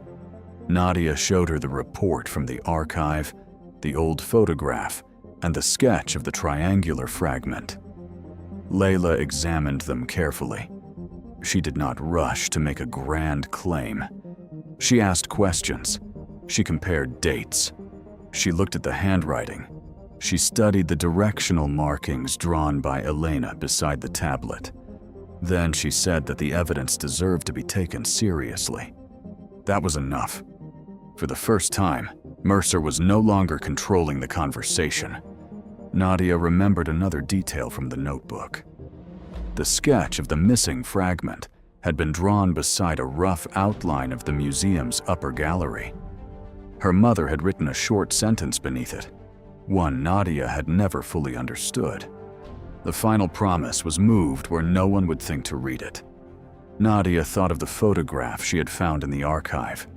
Behind Elena and Mercer, almost hidden by the group of donors, had been a familiar display case. It stood in the upper gallery beside a bronze ceremonial mask. Nadia remembered seeing it years ago when her mother had once brought her to the museum before everything changed. The clue had been there all along. The group moved toward the upper gallery. Mercer tried to stop them without seeming like he was stopping them. He argued that the museum should follow established procedure. He said the council should not be drawn into an internal archival disagreement. He suggested that the search for a missing fragment could take days, perhaps weeks, and that it would be irresponsible to make conclusions before the proper team had examined every record. But his argument only made Evelyn more certain. A man who believed the fragment did not matter would not be trying so hard to delay the search. The upper gallery was quieter than the rest of the museum. Most visitors had been redirected because of the unexpected meeting. Rain darkened the tall windows, turning the city outside into a blurred gray landscape. The bronze ceremonial mask sat behind glass at the center of the room, its surface reflecting faint gold light. Beside it was a small display case containing several fragments that had been labeled as decorative objects of uncertain origin. One of them was triangular. It was smaller than Nadia expected, smaller than the fear it had caused, smaller than the years of silence built around it. It rested on dark velvet beneath a short museum label that made it sound meaningless. Decorative clay fragment, origin uncertain. Nadia stood before the glass and felt something cold move through her chest. For 12 years, the truth had been sitting in plain sight. Visitors had walked past it. Scholars had walked past it. Donors had walked past it. Mercer had walked past it every day, knowing exactly what it was. The conservator carefully opened the case. The fragment was removed and placed beside a high-resolution image of the Saravan Charter. The shape aligned with the lower border. The clay composition looked similar. The small directional marks along one edge matched the signs Nadia had identified on the main tablet. Professor Layla leaned closer. Then she looked at Nadia. "It fits," she said. The words carried through the gallery. Mercer immediately tried to dismiss the discovery. He said that fragments could be misleading. He said that similar clay did not establish legal meaning. He said that objects from the same region could resemble each other without belonging together. But Evelyn had already requested the old catalog records. A staff member arrived with digital copies from the museum database. The history of the triangular fragment appeared on the screen. Years earlier, it had been listed as part of the Saravan Restoration Project. Then, 11 years before, its catalog number had been changed. Its link to the charter had been removed. Its classification had been rewritten. Instead of a missing section of a legal tablet, it had become a decorative fragment of uncertain origin. The authorization belonged to Dr. Julian Mercer. This time, no explanation could make the fact disappear. The fragment was taken to the research wing under the supervision of the conservator, Layla, Evelyn, and members of the Saravan Council. The charter was brought from its secure case and placed beneath specialized imaging equipment. Scholars gathered around the monitors. Lawyers stood near the doorway. Board members arrived quietly, their faces pale as they realized the museum's crisis was no longer private. Nadia stood at the edge of the room with her mother's notebook held against her chest. The same people who had ignored her in the lobby were now waiting for the evidence she had led them to reveal itself. At first, the scan showed only dark clay, scratches, and the cloudy residue of an old protective coating. The conservator adjusted the lighting frequency. The image sharpened slowly. A faint line appeared, then another. Then a sequence of symbols emerged beneath the surface, running along the narrow edge of the fragment. The room became completely still. The missing ending had been found. Professor Layla did not translate immediately. She examined the image with care. She compared the symbols to the border marks on the main charter. She followed the Guardian's path Nadia had identified. She corrected the orientation. She checked the grammar against old Saravan legal forms. It was not a miracle. It was evidence finally being allowed to speak. The charter did not describe the sacred relic as something purchased. It did not grant permanent ownership to anyone outside the Saravan community. It described the relic as an entrusted object, placed in the care of guardians during a period of danger. Those guardians had a duty to preserve it. They had a duty to protect it. And when recognized representatives of the Saravan people came forward to request its return, the agreement required the guardians to give it back. Then Layla reached the final sentence. Her voice softened as she translated the last words. The guardian who conceals this covenant, alters its meaning, or refuses the rightful return, forfeits all claim to hold what was never theirs. The words settled over the room like a verdict. The Arden Museum had never owned the relic. It had only been trusted with it, and its right to hold it had ended the moment it chose secrecy over truth. No one spoke for several seconds. The members of the Saravan Council stood quietly before the monitor. Their faces carried emotions that did not need explanation. Some looked angry. Some looked exhausted. One older historian closed his eyes, as though he had spent years waiting for the chance to hear those words spoken aloud. For them, the translation was not only a legal victory, it was proof that their ancestors had not been forgotten. The agreement had survived. The language had survived. The truth had survived, even after generations of people tried to bury it beneath labels, glass cases, and institutional certainty. Nadia looked toward Mercer. She remembered how he had looked at her when she first entered the lobby. He had seen a wet jacket, worn shoes, a torn backpack, and a girl from a shelter. He had assumed that was enough information to decide whether she mattered. He had thought he could dismiss her with polished words. He had thought Elena's name had been erased. He had thought the fragment was hidden safely behind a false label. But now the entire room was looking at him. Evelyn stepped forward with Elena's report in her hands. Dr. Mercer, you are suspended pending an independent investigation. Mercer tried to argue that the museum could not make such a decision based on a single translation. He claimed that the council was interpreting incomplete evidence. He insisted that catalog changes could have administrative explanations. He tried to make the truth sound complicated again, because complication had protected him for years. But the evidence was no longer a single translation. It was 12 years of hidden reports. It was altered catalog records. It was a missing fragment reclassified under his authorization. It was Elena's research. It was Nadia's notebook. It was the fear on his face every time someone came too close to what he had done. No one came to defend him. The scholars who had once treated him as untouchable stood in silence. The board members avoided his eyes. The legal team began collecting documents.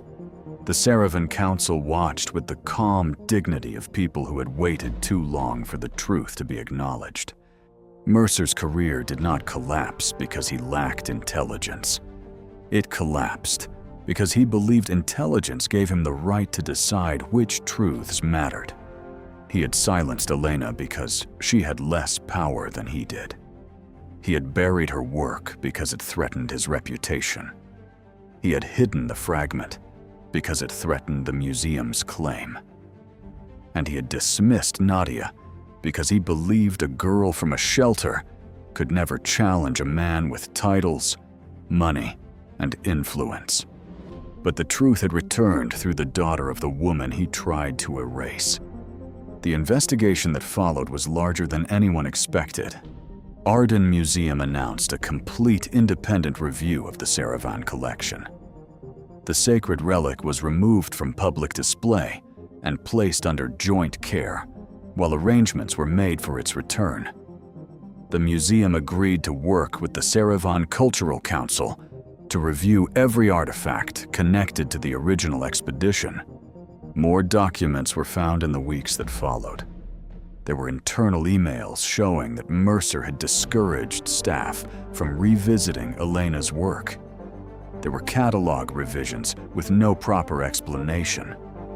There were notes from meetings where concerns about ownership had been minimized because donors had invested heavily in the Saravan exhibit. Mercer had not acted alone in every decision, but he had been the person with the power to make silence look official. His suspension became permanent. His academic appointments were reviewed. His published work was questioned. The museum removed his name from several public materials while the investigation continued. The punishment was not dramatic in the way people expected from stories. There was no public shouting. No one dragged him through the lobby. No one needed to. The truth did something more lasting. It took away the authority he had used to control others. The museum issued a public correction. Elena Reyes's name was restored to the official history of the Saravan Charter. Her report was digitized, preserved, and acknowledged as the first internal research to identify the document as a custodial covenant rather than a transfer of ownership. For years, her work had existed only in a worn notebook and a hidden envelope.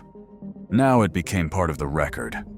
A research grant was created in Elena Reyes's name for young people from underrepresented communities who wanted to study history, languages, preservation, archaeology, and cultural heritage.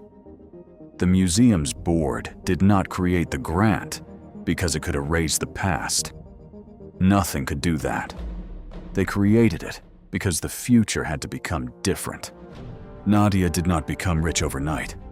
She did not suddenly appear on magazine covers or receive a perfect new life from strangers who had ignored her before. That would not have been honest. Her problems did not disappear because one day changed everything. But the day did change the direction of her life. She received a paid internship with the joint Saravan-Arden Preservation Project. The position came with transportation support, educational guidance, and stable housing assistance through a youth transition program. For the first time in a long time, Nadia had a place to go that did not feel temporary. She also had a future that did not depend on someone else deciding she belonged. Professor Layla became one of her mentors. She did not treat Nadia as a miracle or a symbol.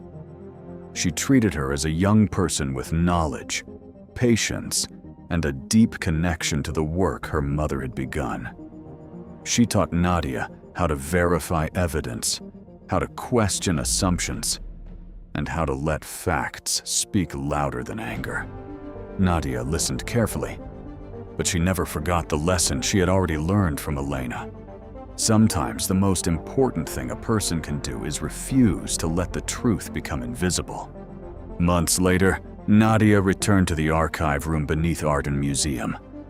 The room still smelled of dust, paper, and old metal shelves, but it no longer felt like a place where forgotten stories were buried.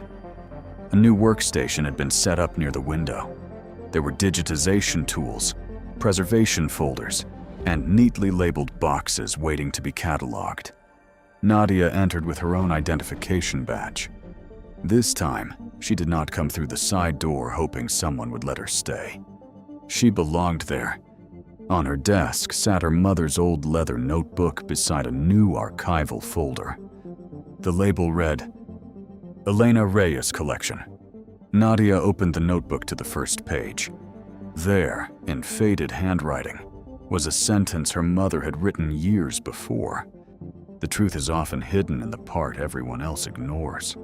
For years, Nadia had thought those words were only about old symbols and forgotten documents. Now she understood that they were about people too. They were about the quiet worker no one bothered to credit. They were about the poor girl no one thought was worth listening to. They were about the community whose history had been carried away and renamed by strangers. They were about the small fragment everyone walked past because they had already decided it could not matter. The world often judges people by clothes, titles, money, addresses, and appearances. But wisdom does not always arrive wearing the shape people expect. Sometimes it comes carrying a torn backpack. Sometimes it stands quietly in the rain. And sometimes, the person everyone overlooks is the one carrying the truth that changes everything.